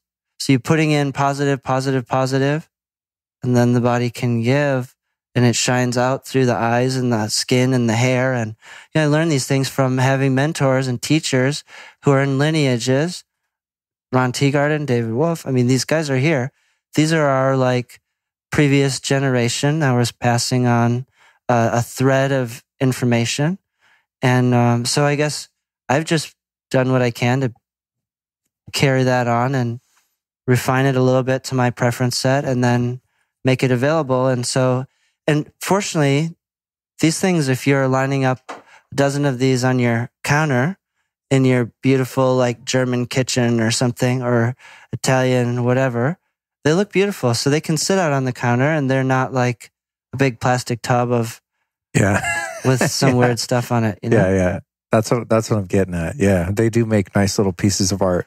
Let's get at eating some of this. Let's do. Crack it open. What's one of the crazy health trends that you've seen come along? Go with your hand. Yeah. Okay. What's a crazy health? I'm going to have some of this prosh now, you guys, and I'm going to dip into it with my pinky. So I'm going to talk. It's yours, so you can do whatever you want with it. Sick, bro. Oh my God, this is so good. I'm sorry to make the listeners jealous. Descriptives. Give them descriptives. What's your experience? Okay. It has a really strong floral, like aromatic sense. Almost if you could take kind of a bitter flower or a number of flowers and combine them. But then because of the honey, it has a sweet flavor. So it has this medicinal, floral kind of aroma. But then it also has that comfort food, buttery taste because of the ghee. It's freaking delicious. It's so hard to continue with the interview, dude. It's a compliance trick to get people to eat their herbs. And it's also can be, we've had some feedback, can be like a vehicle for the reflection on your own personal, like, spiritual development. And I'll give you one story, which is this friend came through town. He's going on a road trip with two friends. They had just started in LA and they stop in Santa Barbara. He picks up, we get him all a bunch of product, but he picks up a couple jars of the Prosh. A few weeks later, I hear from him and he goes, dude, I used to think I was such a generous person, and I'm on that road trip, and every time I wanted to eat some of the Prosh, I had to share with these guys. Oh, hell no. And I was so pissed. Dude. So I was like, self-reflection. I'm looking at the label and it's like, savor a teaspoon here and there. I'm like, this is going to be gone by the time I get to my next interview. All right, so what's one crazy health trend that you're surprised has lasted over the years? Something you saw people get into and you're like, oh, this is lame. And then, wow, it really stuck. The stuff that lasts is not, I mean, it maybe pops up as a trend, but tonic herbs aren't a trend. These have been around for 3,000 to 5,000 years. These plants are deep allies with humans. We have a long-seated historical and in some parts of the world, very culturally significant partnership with some of these things. Well, tongue scraping and neti pot and all these other kind of like traditional Ayurvedic practices for cleansing, it's interesting. They pop up as a trend item and you see the tongue scraper in a boutique store, but is that a trend?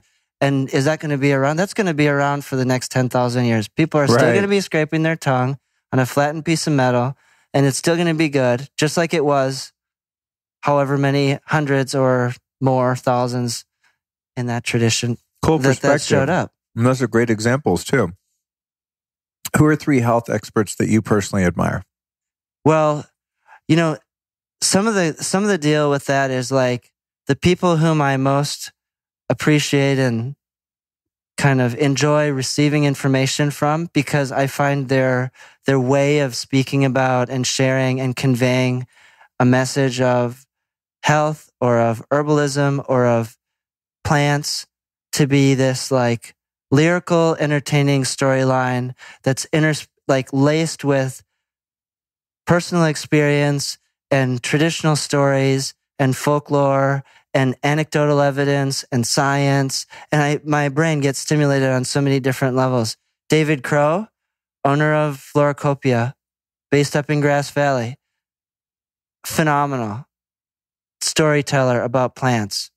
So I was studying with him for a couple of years, and I'd go to these retreats, and you go to like a 4 or 5 day retreat with David, and it's one of these 8, 9 in the morning till 10 at night kind of marathon things, day after day after day. And he's telling you all this beautiful like dialogue about plants. And then you're smelling the essential oils, and you're getting the historical thing and the medical thing and the discernment of quality piece, which is so huge. If you can find teachers that help you learn how to discern quality, that's a good boost.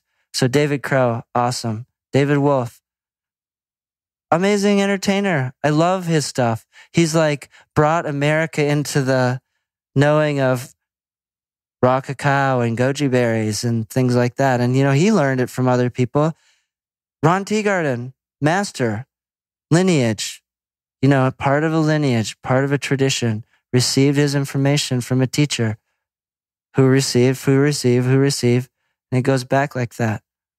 So finding people who are part of a lineage to learn from, you get this vein of depth that can be so profound.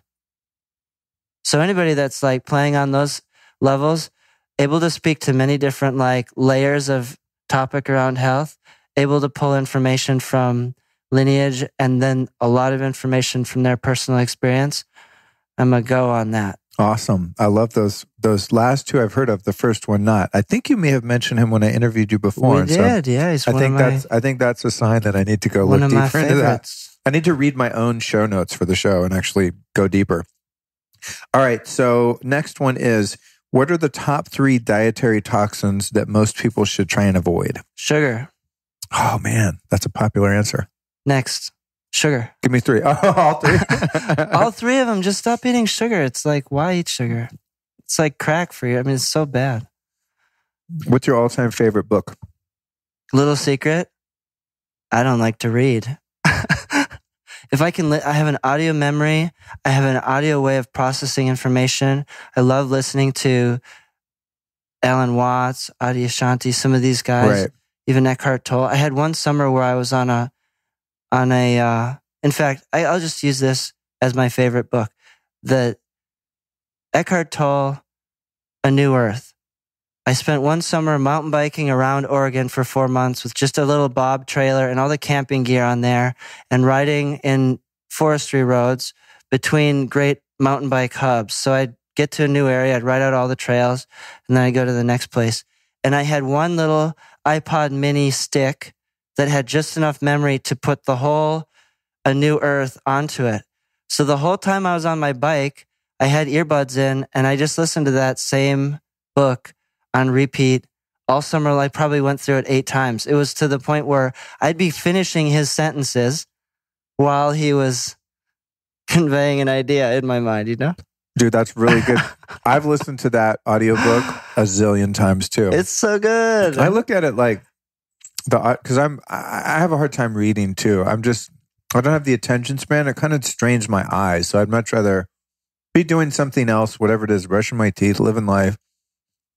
and listen to it. But I find that in order to really change my mentality, I've had to brainwash myself by listening to other people speak truth, because there's so much untruth that's been instilled. That's the deep program. Mm-hmm. You start early. You got preschool, then you go to kindergarten, then there's some competition that goes in there. Then there's like a bunch of cultural belief systems that gets, and then maybe you're raised in a different, in a certain like religious kind of pathway, and there's all that programming.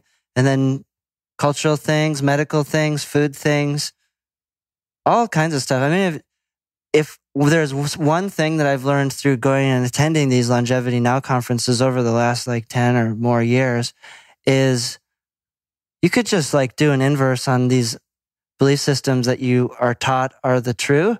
And then if you get yourself into a place where you can devote a bit of time to just consciously looking at dismantling and unlearning some of these things, you might just start by just throwing an inverse on what, you think is true. Awesome. And what's one physical issue that you've been unable to resolve within your own body? Well, I really enjoy feeling like extreme things in my body. So when I was young, that showed up as thriving on positive feedback loops. I was like the kid who was getting super excited and overachieving at all these things.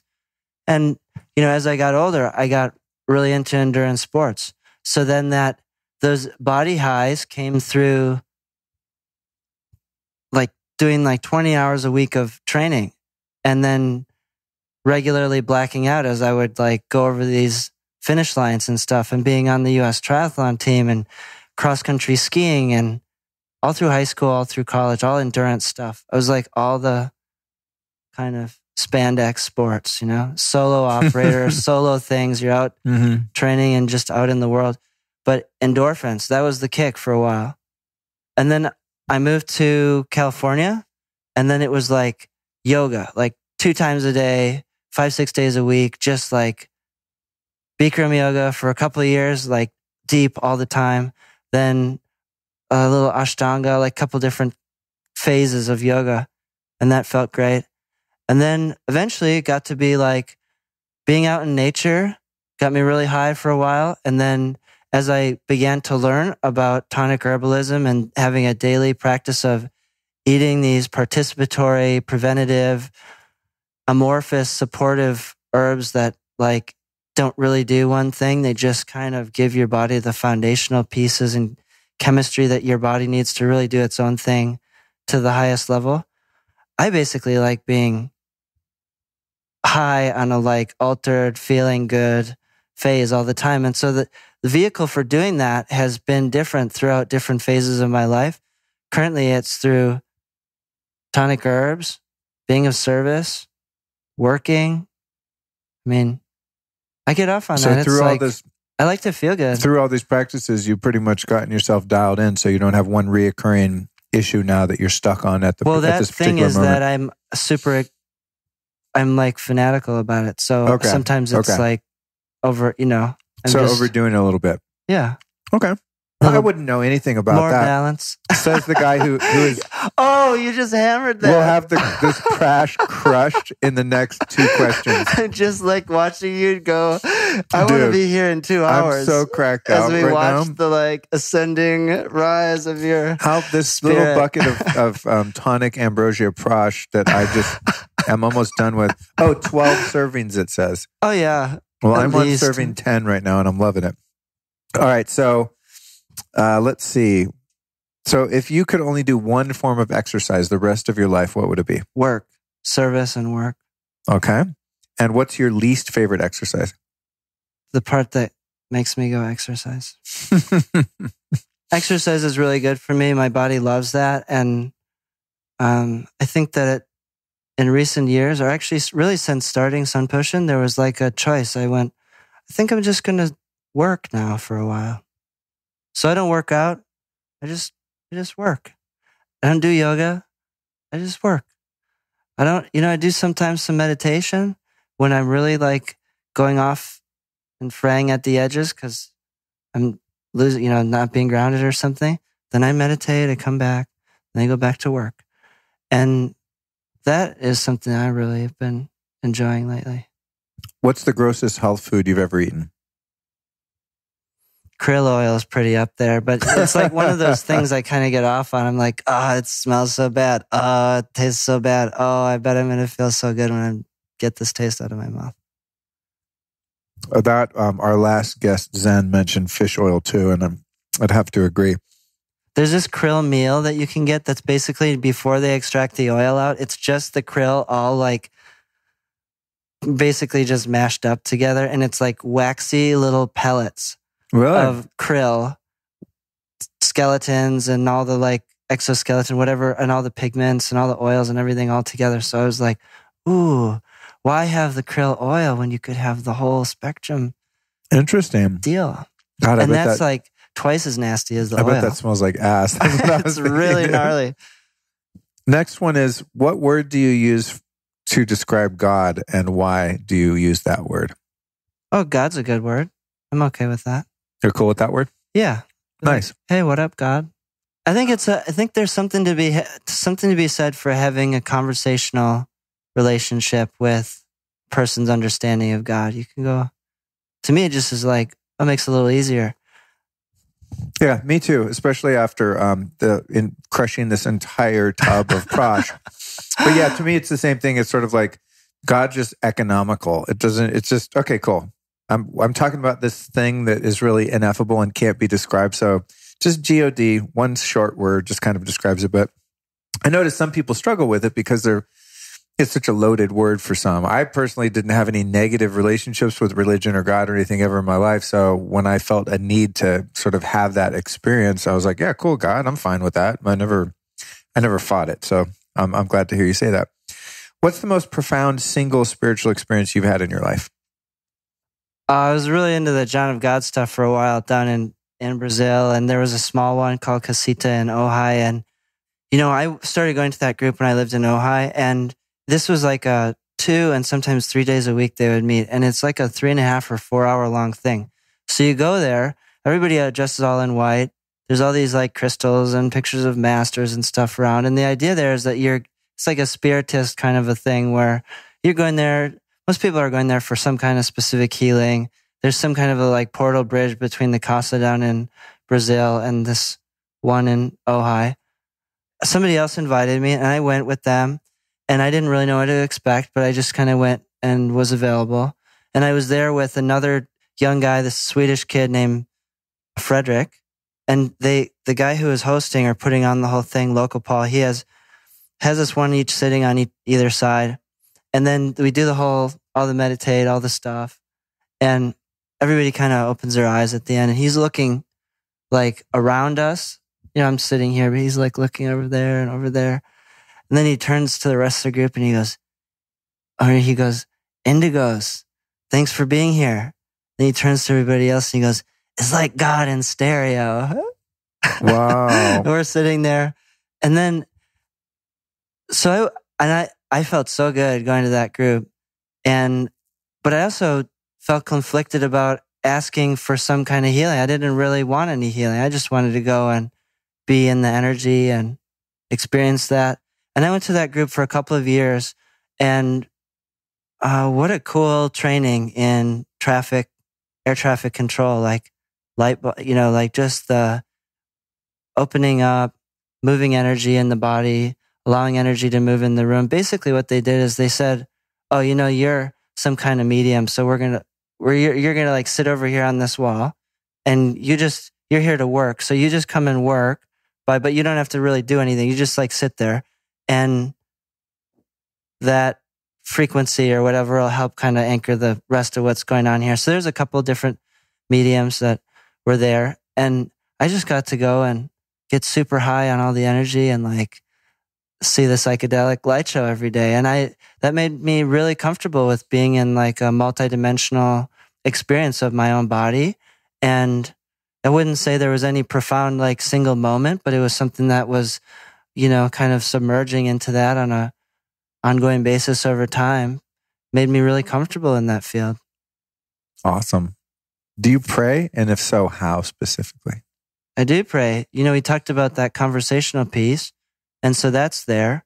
And also I pray by showing up and working and contributing and doing my best every day.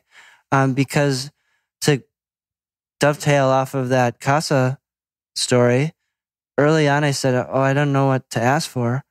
And my friend just nudges me and goes like, just write down, show me my divine path of service. Show me my divine path of service.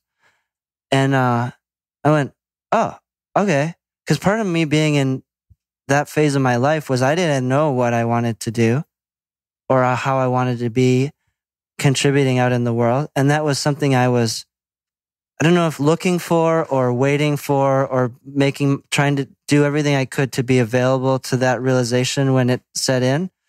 And so that became the prayer.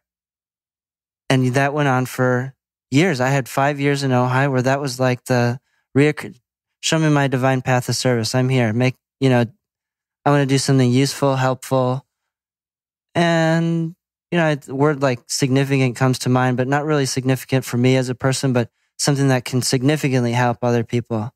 And so around the end of that Ojai time, then there was like this little catalyst moment where this realization of, maybe I could just make a project where these herbs that I'm getting for myself, that I'm having to go to really great lengths to find, procure, cajole out of different, provide essentially like labs and farmers and stuff that are used to selling much higher volumes, but I'd call them and ask them and try and become their friend and then get access to some of this stuff. I thought, well, if I just started like making this stuff available for other people, wouldn't that be cool? I could like have access to it and it'd be easier for me to get.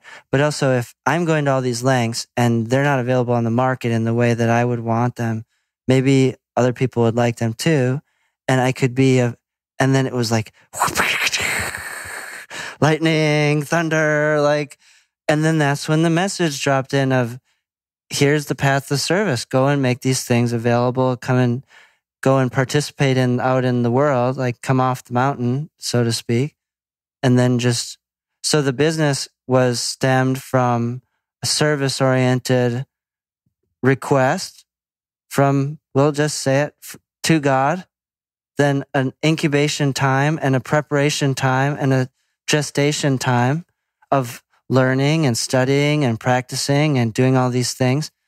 And then like a moment's notice went, oh my God, that's so cool. We can do that. And then I moved to Santa Barbara and I registered the business 10 days later on my 30th birthday.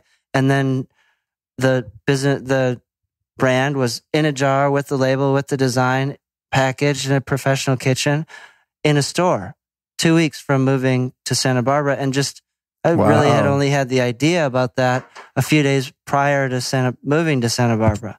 So that's awesome. That's what you call like build the battery pack and then like, and then you can create really fast. Right. And it's not something I even have to take personal responsibility for. I take a huge amount of personal responsibility for the brand. Is something that almost more of like when something goes wrong, I feel personally responsible. So, but it's not like, this is not a look at what I did thing. This is a like, isn't it cool that this can be out in the world and that people can have access to these things? What are your top 5 Desert Island albums? Any music from my friend Mike. He's the singer, songwriter guy who does Rye, R-H-Y-E, because it's ambient and there's words, but they're not so structured that your brain tracks the words. So material from Rye, Tuvan, traditional Mongolian singing, because I love the fluctuations in sound and throat, that circulating breath, throat singing. And I would I love like listening to those kinds of things on repeat because your body can do amazing things when you get harmonized to the wavelength of the inhale and the exhale and the sound and the this. You listen to it once and go, oh, that's cool. But you listen to it 1,000 times and your breath can follow every intonation. something from the Beatles, something from like a Chopin or something, that just to add a little like culture in there. And then, I don't know, maybe something like totally random, like a Top Gun. I was like, when you said random, I was like, what's the next word? Okay, so the Top Gun soundtrack. I gotta go like listen to that now. I'm Highway like, to what the is Danger it Zone. Oh my God, that one. Oh my God, that's hilarious. So dude. many good memories of riding around in Dad's little 3 Series with the top down and the windows open and blasting Highway to the Danger Zone. That is funny. At a young age. So. That is so funny. All right, that's great. Well, that's a great one to end on. I've got one more question for you, and that is, what is the number one spiritual principle that you would suggest people live by? Service and gratitude. Can I have 2? Sure. Give you 2. Be of service. And I mean, gratitude is king. If you can move and observe and interact from a place of gratitude, it like so helps everything. And if you can't, doesn't matter really. From my experience, I've watched as other different scenarios, and it's like you move through these strata of experience and accomplishment, and man, if the gratitude is missing, like you're missing the nectar is not there, the amrita is not there, the sweetness, the juiciness. Awesome. I love that. Agreed. Service, 100%. Though, service. Work hard, show up, work hard, tell the truth, be nice as best you can. Awesome, dude. I love it. Lastly, where can people find your website, social media, etc.? If you go to sunpotion.com, you can find our stuff. If you go to @sunpotion, you can also see lots of nice pictures of things. Just tea in the morning.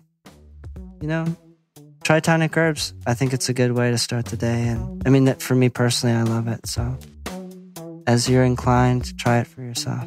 Awesome, dude. Thanks for joining me. I'll talk to you soon. Thank you. Nice to be here. Right on, bro. Now that we've taken you out into your spirit, out of your mind with the first 3 guests, we're about to bring you back into the body with my friend Aaron Alexander, because that's what he does best. In this discussion, you're going to learn about a sense that you didn't even know you had. It's called interoception. Next, we're going to talk about an extremely simple yet vitally important spiritual principle that everyone should implement in their life. I really enjoyed this conversation with Aaron, like I always do. My brother from another mother. Here we go with Aaron Alexander. Welcome back to the show, Aaron. We're in it. Dude, we're in it. Bam. Yeah, so we're going for a lightning round here at Longevity Now Conference, the all-star episode. Not my specialty. I know, me either. It's gonna be an interesting go. Dude, the first 2 I did ended up being like 35 minutes. I'm like, God damn it, we should have just went an hour and made a normal episode of it. But now I've got it down to about 20 minutes. Perfect. I took out a few of my questions that I had earlier on. So what's your name and what do you do? Aaron Alexander. Well, host of the Align podcast. That's a part of it. Rolfer, manual therapist, kind of like a hybrid of physical therapy and manual therapy, has been something I've been doing for the last 12 years now. And that's evolved with various movement practices and just working with some really interesting folks that I've gathered a lot of interesting information along the way. So here we are. You're a body guy. Yeah, I'm a body guy, man. Yeah. I'm interested in anything that's making the body work better. Finding like structural integration is a better term than Rolfing per se. Mm-hmm. Anything that organizes your physical structure, I'm enamored by. Yeah. And that's kind of a lot like you. We kind of have a lot in common with my brother. Have you met my brother Cody yet? Still not That's yet, so man. funny, it's crazy. dude. It's crazy talk. Yeah, I mean, I'm not that much. I'm a health guy, but not that much of a body guy. Like, I don't really get movement, sports. I'm not like, I hate working out, honestly. I just finally had to accept that. Like, I don't like my heart beating and sweating. I do it because it's good and I like the results, but I don't actually like doing it. I think that's a story too, though, because we're already going off in tangents. But so there's like other words other than like exercise. There's like interoception, right? So looking in and feeling the sensation of your heartbeat, feeling a sensation of breath, being in tune with your meridians, if you wanted to speak language like that. Like you can feel deeper innate senses of your physical body that maybe some brute athlete is totally detached from. So I think that repeating that story of like, I'm not a body guy, I think you and anybody listening I'm knows stopping that that's ridiculous. I'm stopping that. That is ridiculous, Luke's story. I'm stopping that.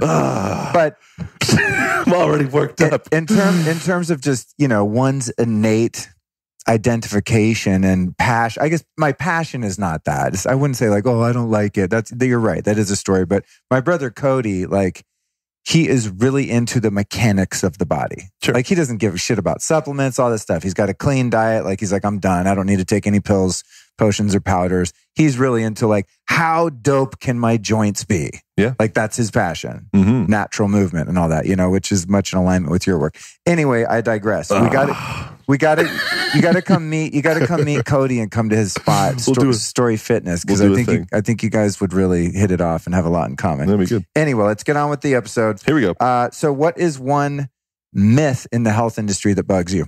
One commonly held belief that you think is bullshit.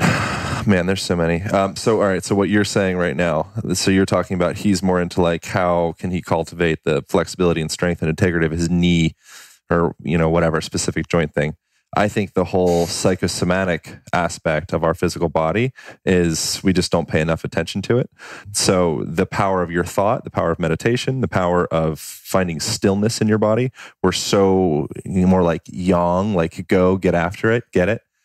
So I think that the belief that by more doing is going to make you better all the time, I think that's a common misbelief. And so giving people more space to kind of pull back, and so realizing that all the stuff you're doing with like the interoception stuff and feeling into like all like the meditation, all that, that's just as valuable, if not maybe even like more valuable than some of the actual movement stuff.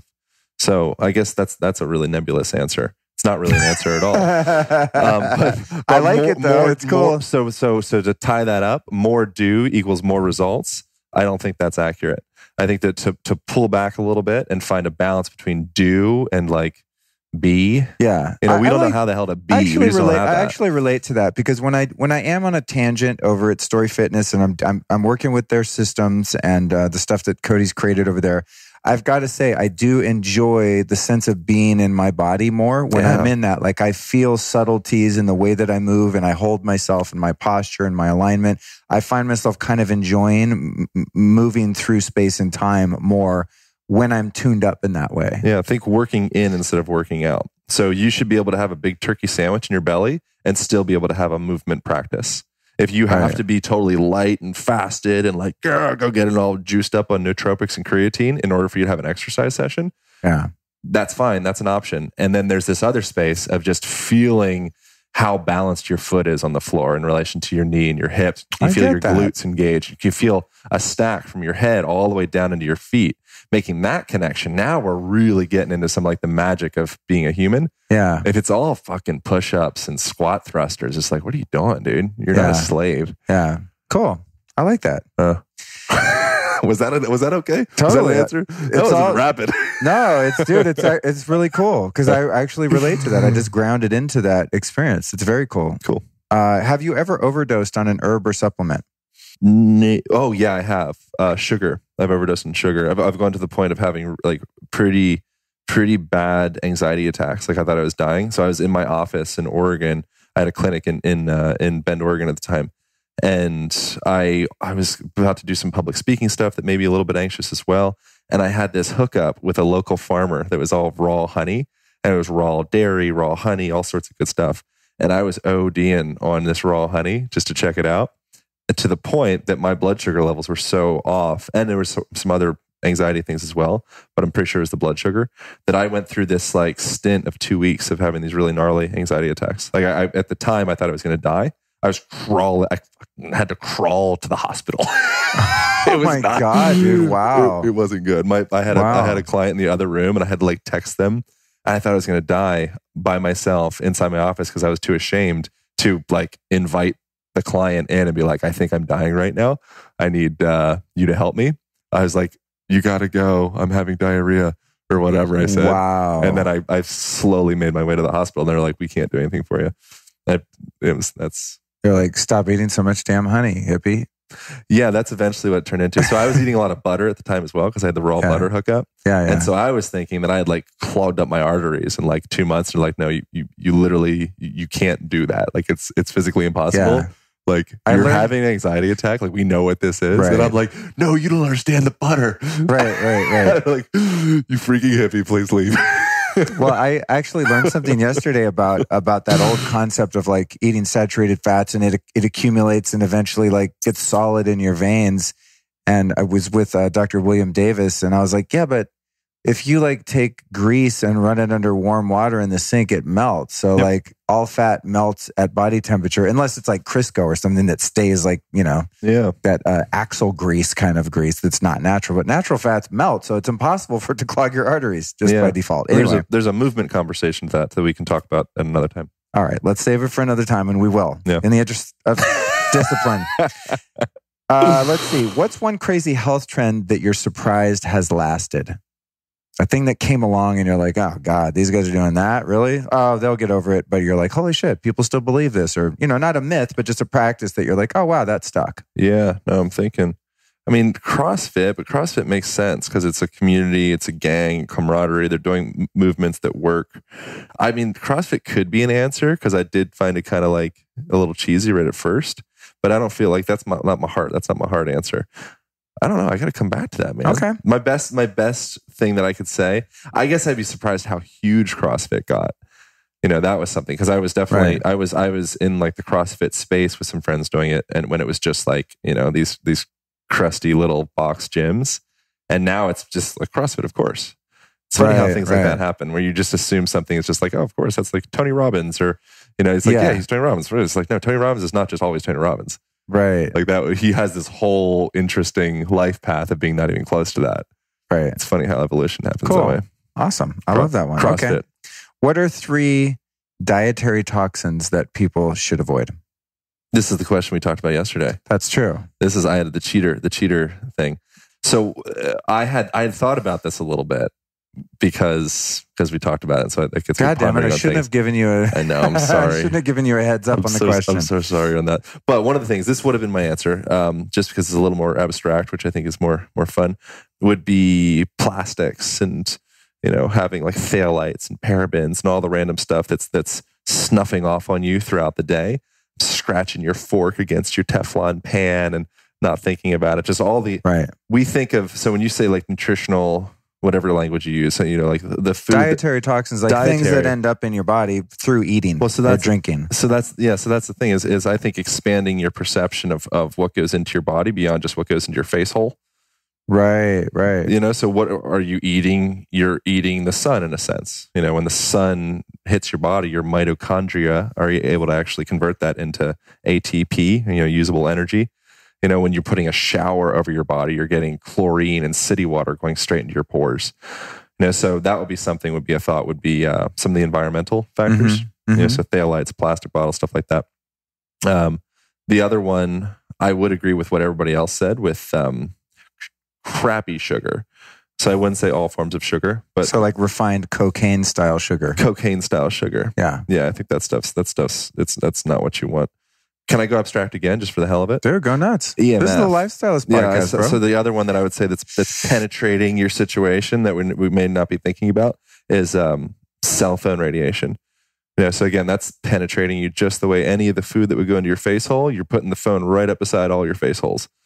So that would be something that I'd be thinking of is I think pound for pound, there isn't one single, whatever you'd call it, toxic substance in our culture that's more deleterious than cell phone, because we're glued to it now. Yeah, it's always blasting us. Yeah, decreases bone density. Actually, when you keep a cell phone closer to a specific area, you can actually measure the bone density around there. Ends up diminishing. That's so gnarly. So that's a bone, right? Think about what it's doing at like an electrical level. Your bone is electricity, but I think about it's doing at like a synaptic level. You're putting it up to your brain. Yeah, I'm not. Dude, it's so hard for me not to be controlling. Like, I'll walk by someone and they're like, wah, wah, wah, wah, wah, on their phone. And I'm like, oh, the controllingness of me is like, don't do that. No. And I'm just like, that's their path. That's their journey. Put your phone on grayscale. None of my business. That's a really helpful thing. So if your phone's not on grayscale, that's like a no-brainer. To me, the number one toxin now, as I'm doing more research and interviewing more brilliant people, is probably bad lighting, like the blue light thing and just unnatural lighting like we're in now. Yeah. Not just psychosomatically, but I can feel, because I haven't been outdoors today because I've been recording literally nonstop. Yeah. I can feel it. I'm like, I need light. I need real light, because I've made that such a practice in my life. I really make a point to get as much of my body as possible, and specifically my eyes, in natural daylight. Yeah. That now when I'm missing that, or even at night when I'm under like harsh blue light, I'm like, oh my God, people live like this all the time and they don't even know. Yep. So gnarly. You only have so much reserve that you can go. So right now we're essentially in outer space. Right. So when you go back into the woods, you know, and you get the fighting sides and all the, you know, all the stuff they talk about, you know, and the light, and you're grounding and all that, that's like, you're pulling a breath of air. You're getting back on the teat.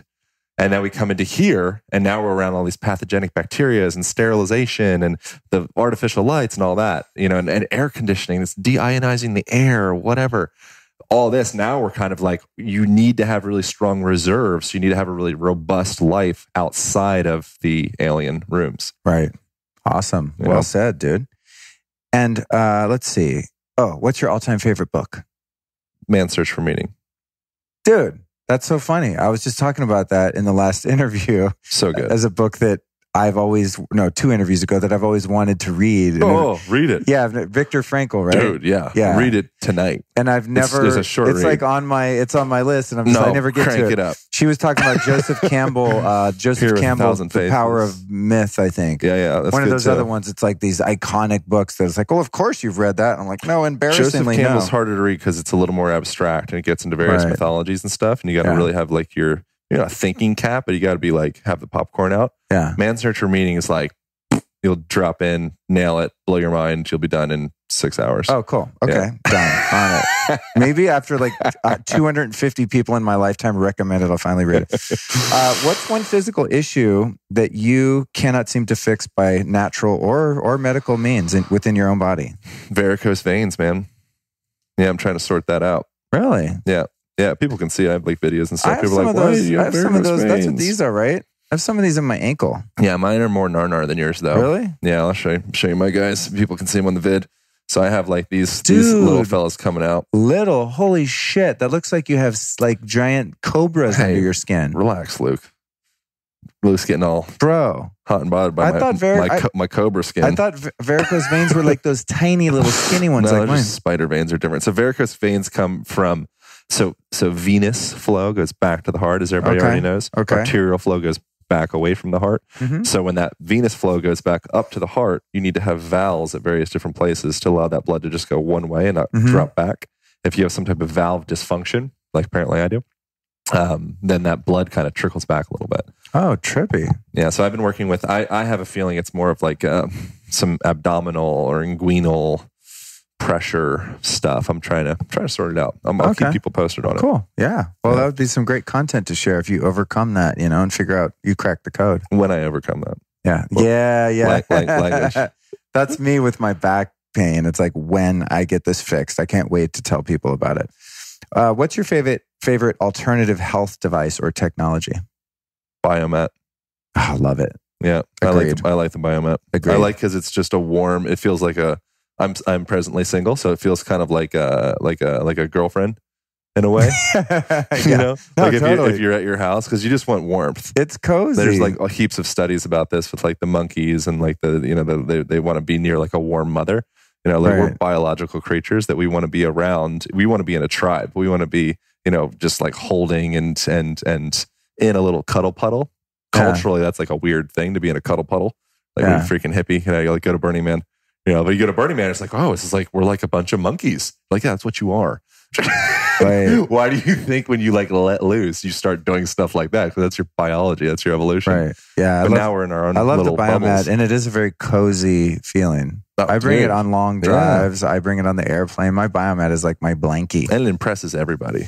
People dig it. You know what? Have you discovered this with the Biomat when you are dating a woman, is that it cures menstrual cramps? Oh. Dude, if you are ever with a friend or girlfriend or whatever, and they're like, oh my God, this sucks, I have cramps, lay them down, put the Biomat on high, and just drape it over their abdomen. 20 minutes, no cramps. I'm kind of enamored by PEMF right now too, but I don't know enough about it to speak on it. Yeah. But I find it interesting. It zeroed in on some places in my body that I know are like points of tension. Mm-hmm. And it just like, we know also. Wow. We're cool. tapping into you. I love PMF. Yeah. Yeah, we're just using it with the one version of it with the amp coil, which is not some, it's a different delivery mechanism of PMF versus something that fixes a horse's knee or some shit. But it's interesting technology. I've read earlier contentious ideas around PEMF in relation to spreading of cancer and things like that. Things I don't know anything about, but just people look into it and do your own research. Yeah, I know. It's trippy. There are some people out there that are like, whoa, don't mess with PMF. Yep. And there's both sides to that whole thing. Yeah. It's one of the ones that it's like grounding. A lot of people have different opinions on whether or not that, grounding's less contentious though. PMF is like this might actually end up spreading. So the idea is it spreads all cells. So cancerous cells, like any form of cell, it helps with cellular regeneration. But it's not specific, kind of like antibiotics. Right. It's not specific to what we're going to kill, but we'll get it. It's like the other side of that. But I don't know what the hell I'm talking about PMF. To anyone do your own research. Just do your own research. That's all I'm saying. I'm gonna find some more experts in the PMF field and work with that a bit more. Yeah. It's something I have not interviewed a lot about. Yeah, what's the grossest health food that you've ever eaten? Noni. No, like noni. No thought fruit? Necessary. Feet fruit. I used to grow it. You did? Oh yeah, I lived in Hawaii for 5 years. Oh, I didn't know that. Yeah. Oh, interesting. Yeah, so I used to ferment it in my kitchen, and I've always been like the weird. Now that I think about it, I'm like, that's some weird shit to do when you're like 19 years old. But I'd have it like fermenting in my kitchen. People come in just like, oh, I'm like, dude, noni, bro. Right. It's good for you. Yeah, it does have a really weird smell. I agree. Yeah, we'll go check it out. And to take a little turn, what word do you use for God and why do you use that word? Source is fair. I think source is all right. I tend not to throw the word around a lot, honestly. But so source, and I tend to mock it a lot as well, because I think that by applying language to something like God, this thing beyond us, it in and of itself puts it into a container inside of a box, which that's now all of a sudden you kind of squeeze the godliness out of God.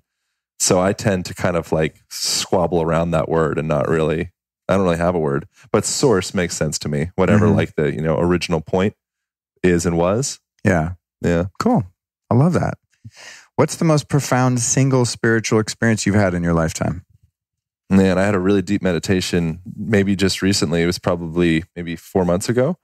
It was the first time that I had a full body, ego, what have you, dissolve type experience. Like literally I was just floating through space.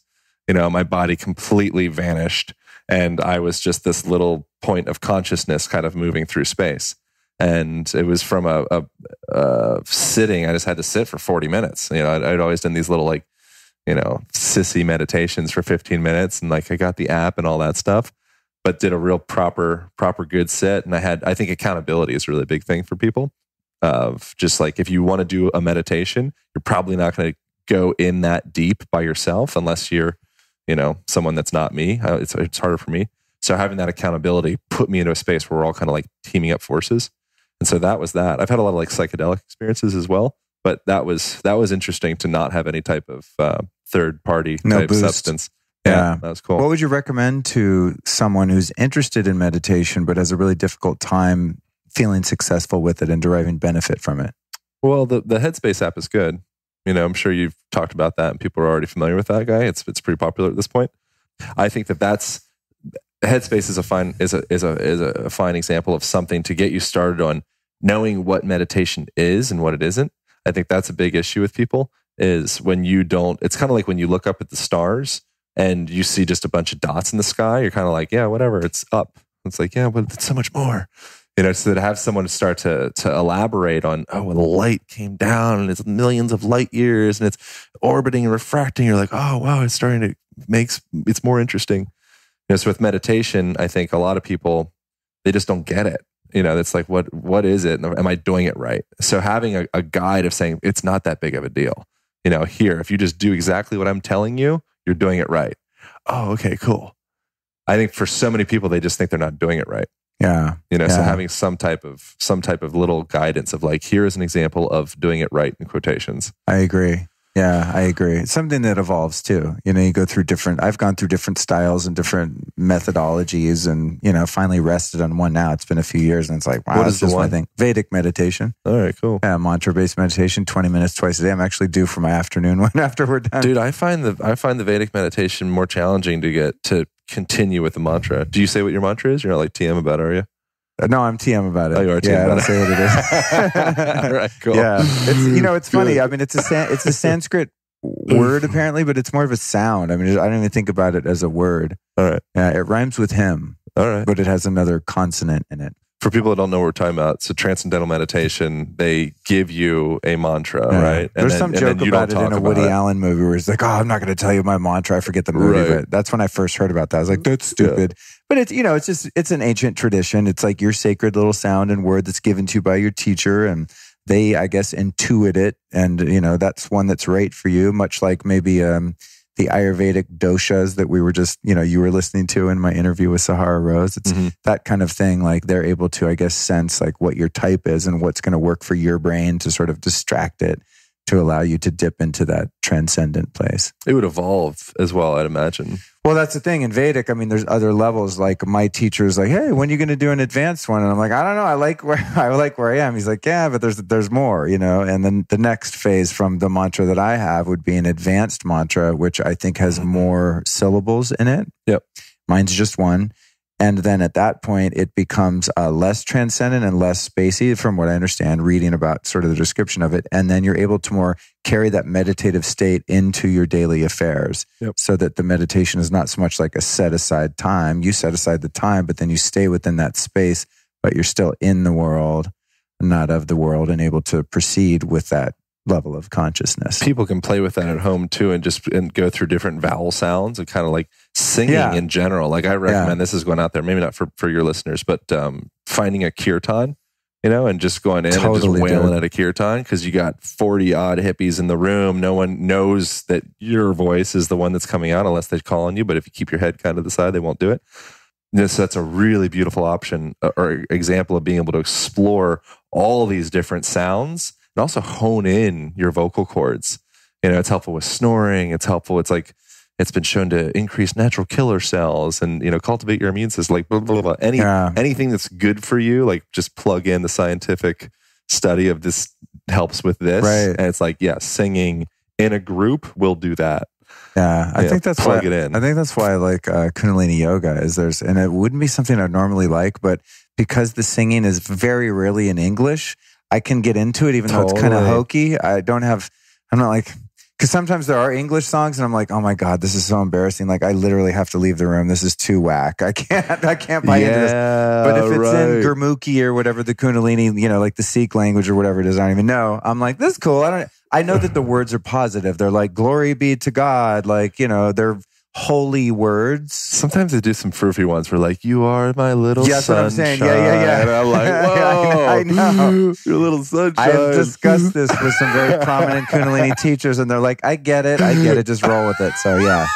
But when it's in Sanskrit or when it's in another language, I'm able to dip into it and my mind doesn't chew on it or judge it because I really don't know what it's saying. And then so I buy in and I sing and I feel really good about that. That's the same conversation with being wordless with God. That's what. So apparently, when people ask Buddha what is God,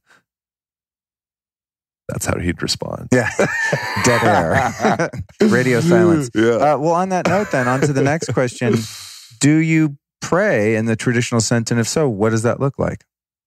I have a gratitude journal. So in that guy, yeah, I guess I do. So I do every morning and every night. I have my just kind of introspection and kind of going through the catalog of things that I'm really grateful for in this world. And it's just so much, and it's what I find with that is the more that I cultivate that practice of gratitude, and it sounds so cheesy because so many people are talking about it.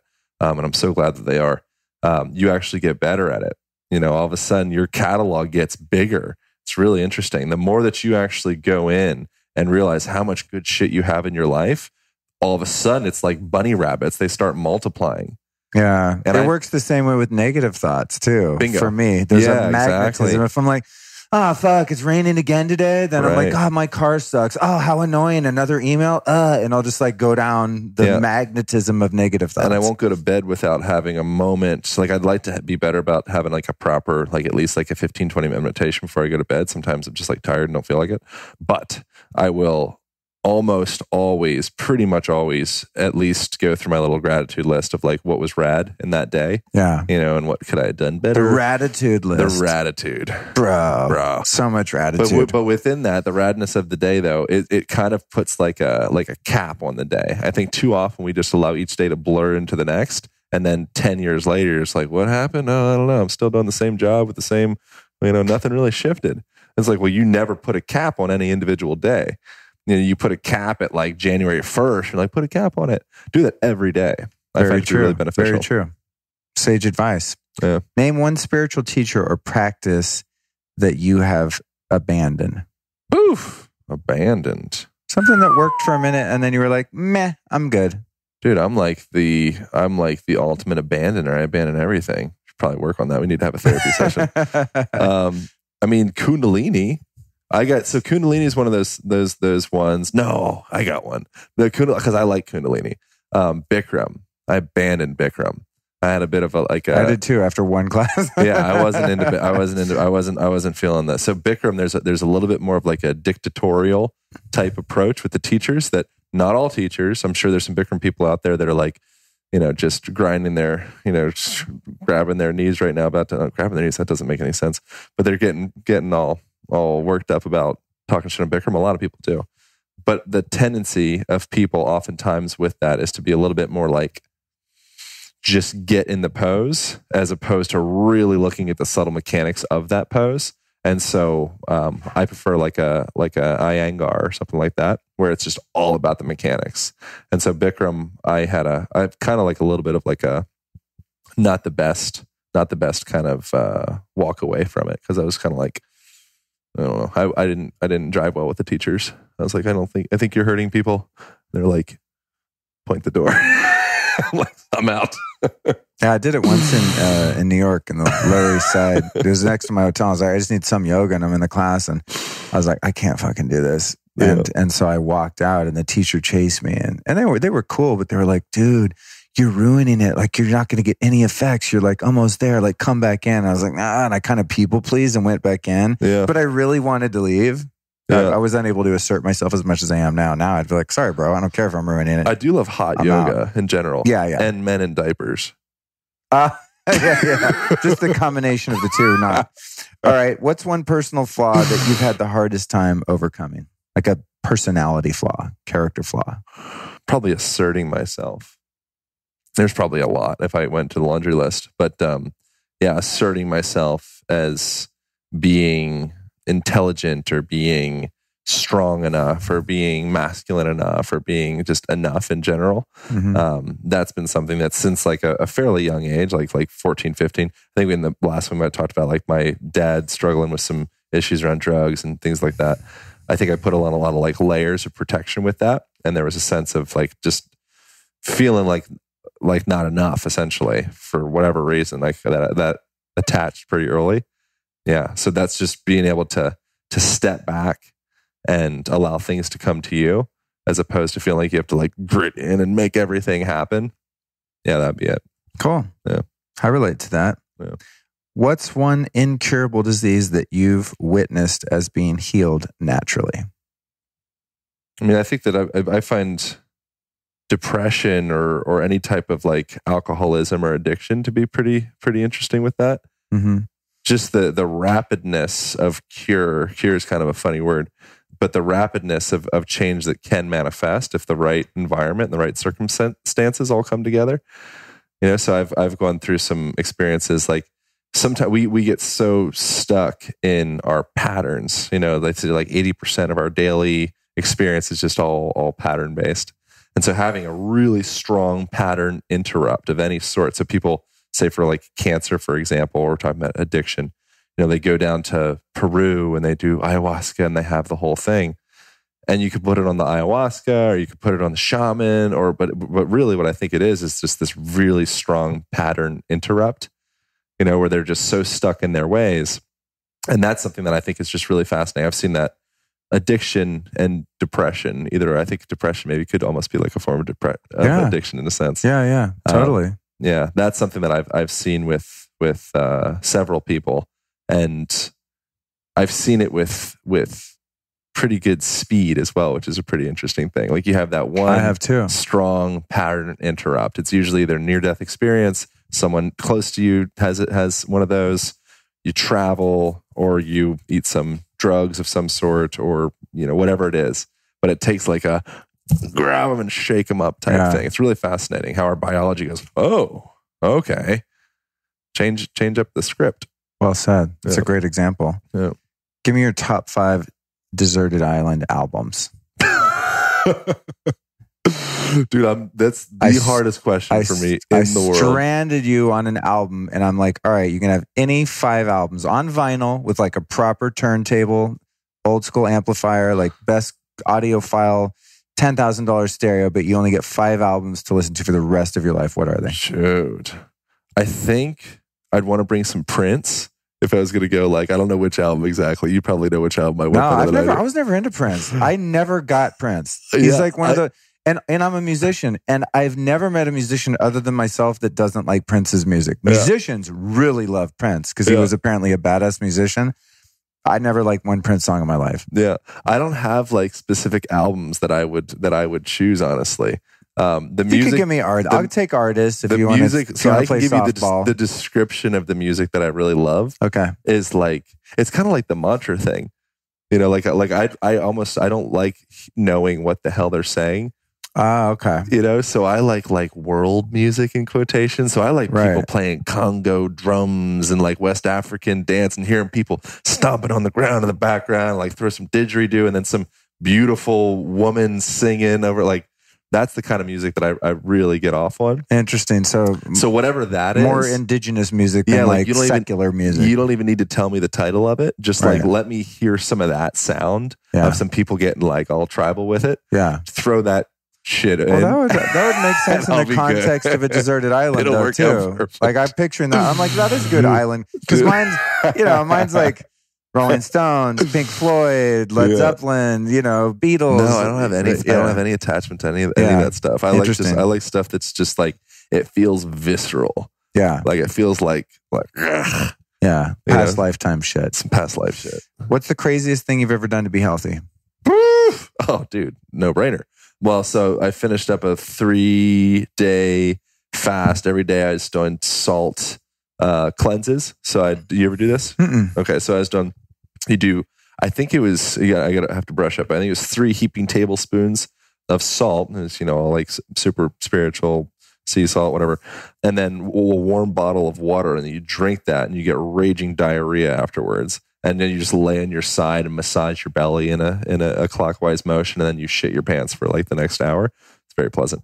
And then on day 3, then I did a coffee enema by myself. And I'm like curled up around my toilet essentially to not make too much of a mess. Yeah. One of the lowest points of my life, I would say. But I felt phenomenal. Yeah, totally. Yeah. It's like becoming so spiritual. Yeah. That's cool. Yeah, the coffee enemas are weird because you can have like sudden impact. You're cool and you're like, oh, I'm dealing with this. I'm holding it. And then you're like, no, I'm not. Yeah. Yeah. Yeah. Don't do the coffee enema away from the toilet. Very, very good advice. What's the number one spiritual principle that you would advise people do their best to live by? Take yourself with minimal seriousness. I can tell you've got that one down pretty well. Don't get all freaking. Yeah, but don't take yourself too damn seriously. Yeah, man, that's the big thing, especially in the worlds that like you and I occupy and various folks, where it's like you, like the millennial generation as well, where it's like you are your brand and all that stuff. You spend so much time staring at yourself. That's new. There wasn't a time. This is so new that you spend this much time staring at selfies of yourself. Right. Yeah, totally. And so with that, it's a really slippery slope that we're all kind of navigating together. It's all new territory that we're all navigating together. And with that, it's just like pull back and realize that like when you are driving by that homeless person that is just vomited on himself. That's you. That's a part of you. When you when you look at Trump and you're like, he's such a whatever, it's like, that's you, man. Hitler, all of it, like all those different parts that you're maybe uncomfortable with. The reason you're uncomfortable with them is because you can feel that within your own being. Dude, so true. True. And so if you get too caught up in that one little card that you hold up, and you smile and say, here I am, I'm a freaking whatever my title is, that's a really slippery place to be in because you will lose it. Yeah.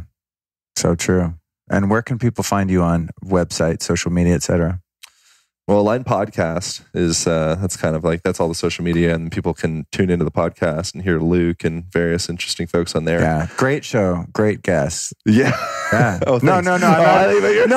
Yours was great though, dude. I was so stoked on yours. That's hilarious. No, I didn't even mean it like that. I'm just like, every time I see you come out with a new show, I'm like, damn, bro, like you get some really big names and great guests. You have a really quality show. Yeah. I appreciate that. Yeah, for sure. That's hilarious. Yeah. Especially the one with that guy. I really loved yours though. I really did. I quite enjoyed that conversation. Oh, cool. Yeah. At some point we'll definitely do another one of those. So just stay tuned in for that. And then aligntherapy.com. On there, people can, if they're interested in movement, which you didn't talk about at all, and that's kind of like the only thing that I'm really worth my salt in, I think, is talking about those conversations. Yeah. There's a 5-day movement challenge. People can get on there and cool. Start moving better immediately. Awesome, dude. All right. Well, thanks for joining me, brother. Yeah, brother. Anytime. All right. Ciao. See you soon. Bam. We'll be right back at you after this brief but important announcement. One of the most rewarding things I've done in my life is to launch the Lifestylist podcast, where I've had the opportunity to sit down and have conversations with so many of my heroes and so many brilliant people from all over the world. Not only do I get to sit down and interview these amazing human beings, but I get to share these conversations with you, the listener. It's something I love doing. And based on the positive feedback in the form of emails to my website and comments on social media, it seems like you guys are really digging it too. As much as I love to get messages from you, what really moves the needle for podcast hosts like myself are ratings and reviews in iTunes. So if you like this show, if you're a longtime listener, or if you just stumbled across it and you'd like to do something to support, I've got a huge, massive personal favor to ask of you. And it's a favor that's huge to me, but it's so easy for you, and that is to leave a rating and a review. Now, all you have to do is go to the episode you're listening to, pause this, scroll down on the podcast app, and you'll see a place where you can leave a rating and a review right on your phone. Now, if you're not listening to this on an iPhone and you're not using the podcast app, then you can go to lukestory.com/how to iTunes review, and I leave you explicit directions on how to do so. So thank you so much for the rating and the review, but more than anything, thank you so much for listening. And now back to the interview. Next up, we've got the golden child of all things Ayurveda, Sahara Rose, where we talk about a number of different things, including the benefits of putting ghee up your butt and how to be spiritual without being a dopey hippie. Enjoy this segment with Sahara Rose. So what's your name and what do you do? Sahara Rose, author of Idiot's Guide to Ayurveda, Ayurvedic practitioner. Ooh, nice and concise. I love it. And what's one myth in the health industry that drives you crazy or bugs you? I think there's a lot of demonization of fruit.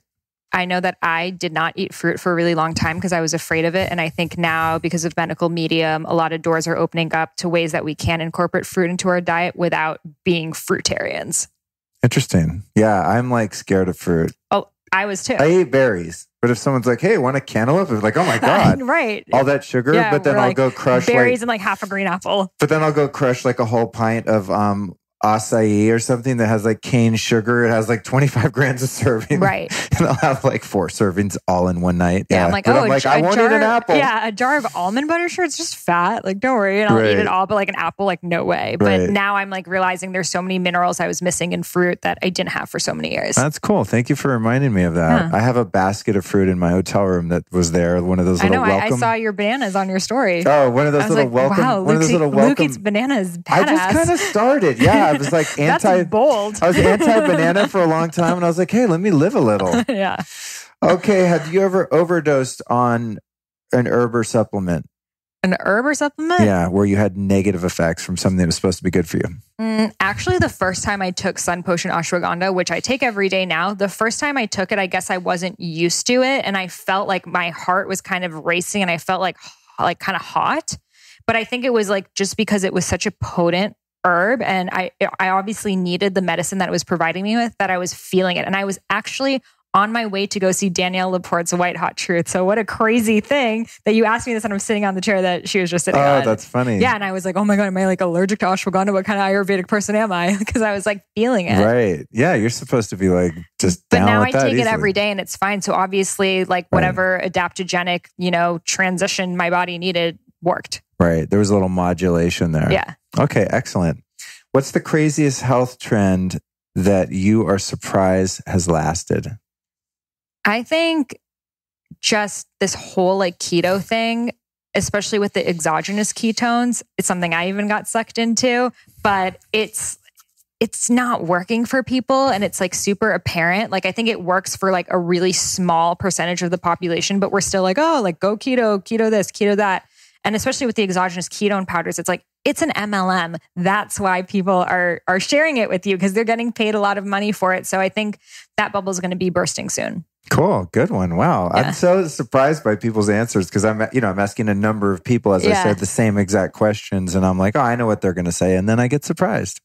What I'll tell you though, actually, here's the next, everyone in an unrelated way, in kind of a 100th monkey sort of way, has answered this one the same. What are the top 3 dietary toxins that people should avoid?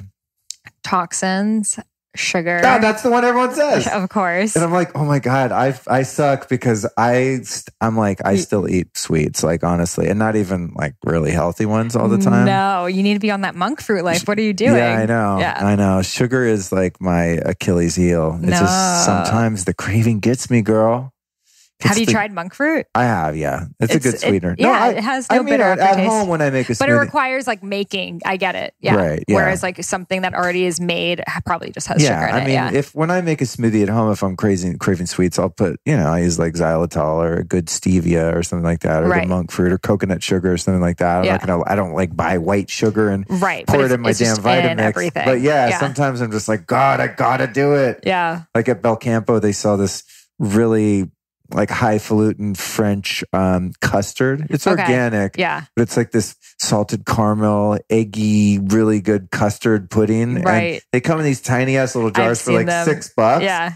And I'll crush 3 of those sitting in my car outside. Just like, You know what? When I was... And it has cane sugar, but it's a lot of sugar. When I was with Scott of Sun Potion downstairs, we were trying the Chaiwan Prash, I ate a whole one of those during our interview last night. He told me he ate the whole thing while talking to him. Yeah, I had like one bite. I was like, whoa, this is sweet. He's like, dude, that's 12 servings. While he was talking, I was like, you could hear on my mic, like, yeah, it was embarrassing.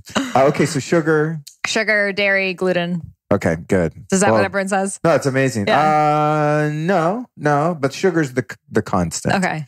Now, as I said, I interviewed Dr. William Davis, the author of Wheat Belly and like the founder of the whole Wheat Belly phenomenon. And he totally schooled me on gluten because I thought, here and there I can get away with it. He's like, no, dude, you can't do it. Yeah. It's just not happening. So I'm with you there. What's one physical issue that you have not been able to fix by natural and alternative means? Like some problem you have that you just can't get to the bottom of? I truly believe I've been able to solve most of my problems. Wow. I have no more problems now. I'm kidding. This isn't really a physical one, but just like anxiety and like work, but it's like work related anxiety. I know why it's there because I'm working all the time. But yeah, so just a reminder of like being more in nature and like not, it's like when you're building a business, it takes up so much of your time. It's like you're in this constant giving and growing process that it's like almost like I'm like, okay, I'm teaching everyone else how to be healthy and I'm not following those things that I'm doing. So yeah, sleeping late, being on my laptop late, those are things that I still need to definitely solve. Okay. Yeah. Got it. That's you and I both. What's your all-time favorite book? Favorite book. I love the book Shantaram. Have you heard of it? No, I haven't. It's like this amazing autobiography of this guy. You'd actually love it. So he was in jail in Australia and he escaped from prison and he just kind of like snuck on this ship and it went to India. And he ended up in Bombay, India, and he had no money. So he ended up in the slums of India. And to survive, he just started kind of like dealing drugs just to like get by. And then he noticed in the slums, like people would have like all these like just like cuts that would get infected and they'd die from it and like all of these things. So with the money he would get from drug dealing, he kind of became like the doctor of the slums. And it started growing and growing and growing. And every day there would be like lines of people to see him. This guy is not a doctor. He's like a convict. He just had a first aid kit and knew how to use it. And just from those easy things. So then it's like the whole thing is like, he's selling drugs that are like hurting people, but he's also helping so many people. So like what's right and what's wrong. Wow, cool. That sounds amazing. Yeah. What's the grossest health food you've ever eaten? I mean, a lot of these herbs taste pretty gross that I've been trying downstairs. They're not the tastiest. Just don't name names. You're going to be disparaging against No, I'm kidding. They're not here though. Oh, okay. So just herbs in general. There's definitely some pungent herbs. I mean, drinking castor oil is never pleasant. Why do you drink castor oil? It's part of Panchakarma, Ayurvedic Panchakarma. Do you know what Panchakarma is? I've heard of that, yeah. It's like the ultimate detox treatment in Ayurveda. Right. So before you start, you drink castor oil to basically clear your body out. And then throughout that week, you're basically putting ghee in like every crevice of your body. Like you're drinking ghee, it's in your eyes, it's in your nose, it's like being massaged in you. You're doing like enemas of ghee. Enemas? Ghee. There's like ghee everywhere. Damn. And I was doing it like in India in the oldest Panchakarma center that I actually escaped after a few days because it was so intense. And there's no electricity and you're like literally like sleeping in the jungle. It was like, oh my God, like I want to be healed, but this is a little, sometimes you do things, you're like, why am I putting myself through this? Cool. Yeah. All right. Wow. That's amazing. We can count that as like the grossest food you've ever eaten. Yeah. Ghee up my ass. Yeah. The old ghee in the ass trick. Yeah. What is your favorite health technology or gadget? See, I don't know that much about these technology gadgets. So I'm like asking you. So I don't know. What would you recommend for me? I mean, it's tough to pick one. If I had to pick, like crystals? If I had to pick one it's a technology. Yeah. And I asked someone yesterday this and they were like grounding. I was like, fucking A, that's a technology. If I was to recommend one technology, like a device that you have to plug in, I would probably say an infrared sauna. Okay. I love infrared yoga. If you took like all of my fucking gadgets away, the one thing I would want to keep, if I could only keep one personally, would be a sauna. Have you ever gone to sweat yoga, the infrared sauna yoga? I have not. I've done on La Brea, the hot yoga spot there that's like radiant heat. Moto? That one, which was cool. But no, I haven't. Try sweat because it's infrared, so it's not that same like humid heat that you feel at hot yoga that like a lot of people hate. You actually Bikram I can't do. Right, you actually don't really feel it. It doesn't smell. It's like it's a dry heat, so it's really good. Cool, awesome. And next up, what's the word that you use for God, and why do you choose that word? I naturally just tend to say like universe because I feel like the universe encompasses the earth, which is truly like the mother, the sky, which is the father, the wind, the water, like all of these things that are interconnected all come within universe. So I'm always saying, universe, please guide me. Please show me the way. Cool. I love it. And you just kind of answered one of my other questions. Okay. Do you pray? And if so, what does that look like? That I always say, I ask for signs and I just listen and I just notice. Like if I'm in a situation, I'll just say, please guide me, show me which direction you want me to move. And then I just wait and every little thing that people might overlook or they might be like, oh, it's just a hardship. That's the hard thing, knowing if it's a hardship or if it's a sign. I think that's what all people kind of struggle with. Like, does this mean I just have to push forward more or does this mean it's not for me? So I think that just takes, again, like asking for the message to be more clear and like tuning back in of like, does this make me feel expansive or contracted? Awesome. Yeah. That kind of leads into my next question, which is, do you meditate? And if so, what would you recommend for someone who has a really hard time adopting that practice? So it's interesting because I've never been someone who resonates with like the seated meditation. Really? It's never worked for me. I have a very, very Shakti, feminine, that kind of energy. So, and it's funny because John Gray, again, right now is reaffirming this, but in ancient India, women were never taught meditation. It comes from Shiva. It comes from the masculine. So the masculine is like doing and then coming back and witnessing. So for a guy to meditate, it's like easy. It's like pleasant. Whereas for women, when we sit, we start to like like think about different things. And that's just how Shakti, feminine energy moves. Wow. So for me, my meditation has been dance. Dance has been the ultimate form, because when I'm moving my body, then finally my thoughts can actually become clear, because I'm still in this element of movement and creation, because the female creates, whereas the man can sit in that stillness. And it's like the man loves to watch the woman dance. And like that's always like the dynamic between the masculine and feminine. So I always feel the most meditative when I am in movement. Wow, that's great advice for someone who struggles with that. And I've never thought about it that way. Yeah, that's fascinating. And there's so many kinds now. There's like 5 rhythms dance. Have you heard of that? No, I haven't, because I'm allergic to dancing. So that's why you need it more. Like dance, like tonight they have a dance party. I was like, cool, what interview can I book during the dance party? I'm not walking in the fucking room if there's dancing. Like it's just too embarrassing and awkward to even watch, let alone do. Yeah, like seriously, I've always been that way. But I think that's the medicine you need. Well, here's this thing though, is I'm a musician at heart. Like that's right. How I came into the world is playing music. And so and that's how you connect to music. I played in bands for 15 years. Had I never played an instrument, I would probably like have to dance, because that's how I'd express my love of the rhythm. But exactly. For me, I played bass, and so playing in bands, like I got my little groove, but I have a bass in my hand. So if I don't have an instrument, I'm not making the music. Can you play music? Like, cool, let's dance. I'm like, with what? Like, I have to be playing the music, not just listening to it. But what will help you with making your music is if you dance, because you'll be able to now create music from the perspective of the listener. And that's what happened. My boyfriend's a producer. So what happens is the producer gets so stuck and like, this bass line's not right, or like, oh, this is not, and it's like things that I would never even hear. So it's like really what matters is the way people are listening to it. So if you learn how to just dance and like just embody it without noticing the specifics, it'll make you make better music. Yeah. Well, that's the thing, is it's like, totally digressing here. You've been really good at answering concisely, and I'm like, I'll make it 30 minutes when it's supposed to be a few.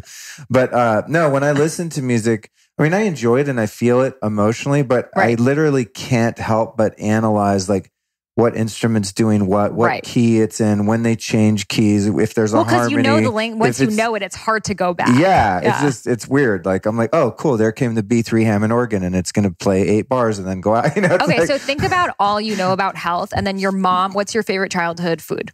Oh, favorite childhood food, pot brownies. Okay, and then your mom. I'm totally. You were like, yeah, great. I was like, wait, pot brownies. So your mom makes you your favorite brownies minus. Mom was the pot. not making me pot brownies. Okay. She was smoking a great deal of pot, but was not making brownies out of it. Unfortunately for me. Okay, so your mom decides that she's going to make you brownies, no pot.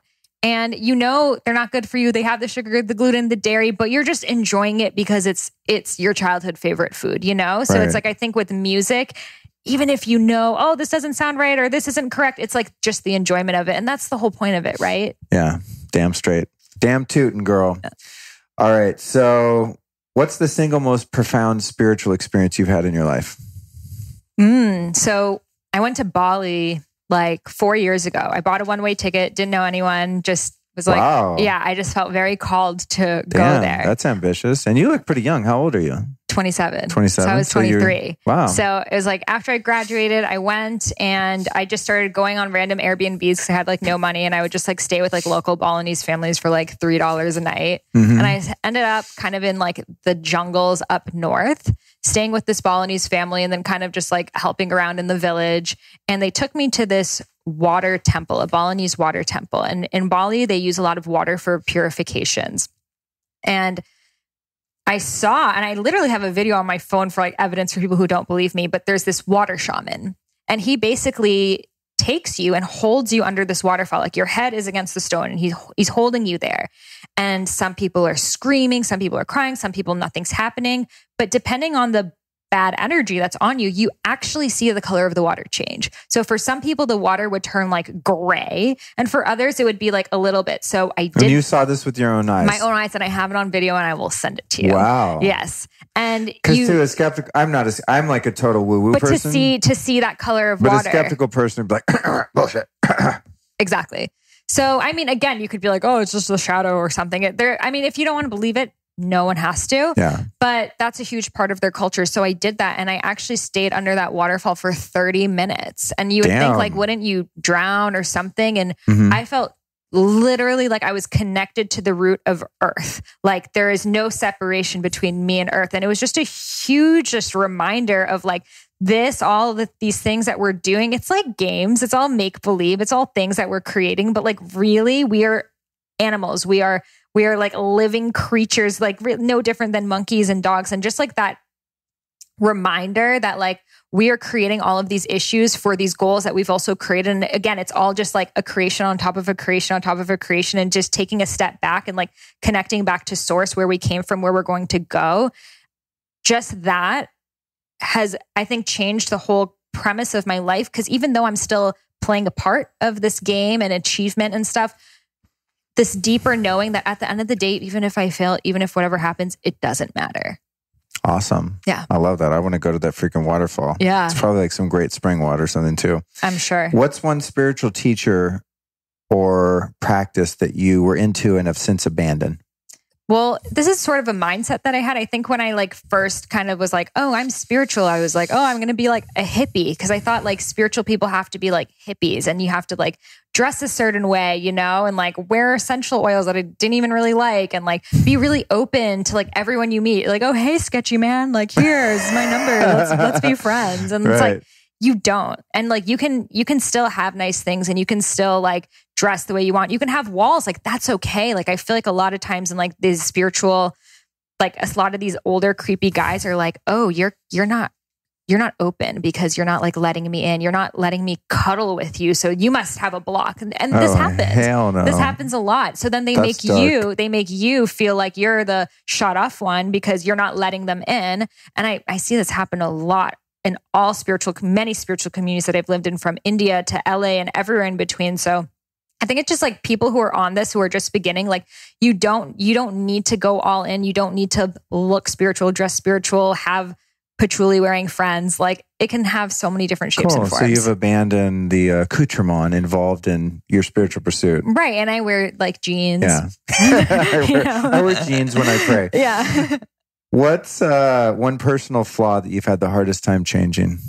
In terms of personality flaws. Personality. I mean, I think like just like wanting to do it all. Like I don't take breaks. I don't stop. And if I stop, it's like for something that I know, again, like it's exercise. So that's a reward or something. I don't sit and it's bad. Well, is it bad? Again, that's a story I'm adding to it. I don't recharge from sitting and being like, for me, spending a day watching Netflix or something, that doesn't sound fun to me. Like I always say like productivity is my meditation, maybe because I'm super Capricorn, but like I love doing things, but it is a flaw in a way because my boyfriend's the same way. So a lot of the times when we're together, we're both working, and then we're like, okay, we should stop working and talk, but we're both like, you know, like itching. That's hilarious. You know, but then it's like, so it's like have that time that you talk, but you know, we've just both been like, yeah, you're doing your thing, I'm doing my thing. We're next to each other, we're supportive of each other, so it's okay. So it's not a flaw, but I could see it becoming an issue later on. Right. All right. Good stuff. Yeah. Give me your top 5 deserted island albums. Okay. I mean, really, it's interesting. So Deepak Chopra's new book, it's about like, it's written by this guy, Rudolph Tanzi, who's a specialist in Alzheimer's. And to help cure people's Alzheimer's, they play the music that was popular between their ages 13 and 25. And there's an actual app where you can put in your birthday and it will play you the most popular music in those years. Wow. And they're using this to cure Alzheimer's in older people. Wow. And I was like, that's so true, because when I think about that music from that time, like when I like had a CD player or like, you know, that's the music that I think I would want to keep listening to, because the new music, it still has like kind of a shelf life for me. So I would like go back to like Now 5 and like all those Now songs. And I would go to like Ja Rule. I'd go to Ashanti. I'd go to, well, I love like Sufi music too. So maybe like some not stuff without lyrics that I just don't even know what the names are. Just like melodic, right. Not even mantra, more just like I love the sitar and those kind of like mystical vibes. Govinda, do you know Govinda? Mm-hmm. Yeah, that sort of thing. So like that with like 90s R&B. Cool. A little somewhere between. Okay. Yeah. Love that. And what's the craziest thing you've ever done to be healthy? Craziest thing I've ever done. Aside from rectal ghee. Okay. You might not be able to top that. Craziest thing I've ever done to be healthy. The not listening to my body. I mean, just that. And that's not even like a one-time thing. It's like a continual thing of being like, oh, what does healthy look like? Oh, this guy says it's like this, so I'll do that. This guy says it's like that. And it's a repeated thing that I've done many times in my life. And looking back on it, I'm like, why did I do that? I'm like, again, because I wasn't listening to myself. Love it. And what's the number one spiritual principle that you would recommend people live by? That life is meant to be lived in flow. That you are supposed to feel like you're on a roll all the time. And in Sanskrit, they call this kriya. And it's my favorite word because kriya is boundless action. And it's when we are both in a room and your podcast equipment's ready, you're like, let's record a podcast, effortless. It was meant to be. And I think creating your life. So these moments are, obviously it takes preparation, but living your life in flow instead of what most people do. It's like living their life in generating karma, which is the opposite of kriya. So karma is bounded action. So it's like, if you have your goal is at the end of the road and that's your dharma, that's your life purpose. And you're like driving on this road and let's say your life purpose is to become a spiritual healer. And then you're like, oh, but being a realtor will make me a lot of money. So you start going that direction and then life starts to like poke at you and then you're not listening and it will start to push you and then it will punch you and then it will be an accident. And you're like, what did I do wrong? But it's because you are so going off that path.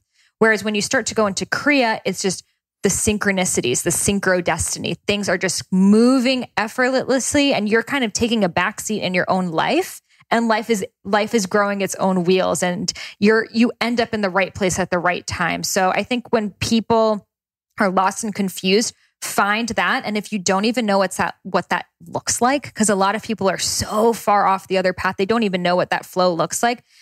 Little things just to remind you, because when you have that small experience, you're like, oh, this is what it feels like. It feels really good. And you start to move more into that direction. I love it. Yeah. And where can people find you on social media and the interweb and whatnot? Yeah. So my Instagram and my website are I am Sahara Rose, Sahara like the desert. And my podcast is Highest Self Podcast, which I just interviewed you and you will be on soon. Awesome. Maybe by the time this comes out. Hopefully. Thank you so much for joining me at Longevity Now Conference. Namaste. What a mind and heart expanding journey this has been with our first 5 guests, you guys. Well, number 6 will not disappoint. It's my old friend, Taro Ista Coppola.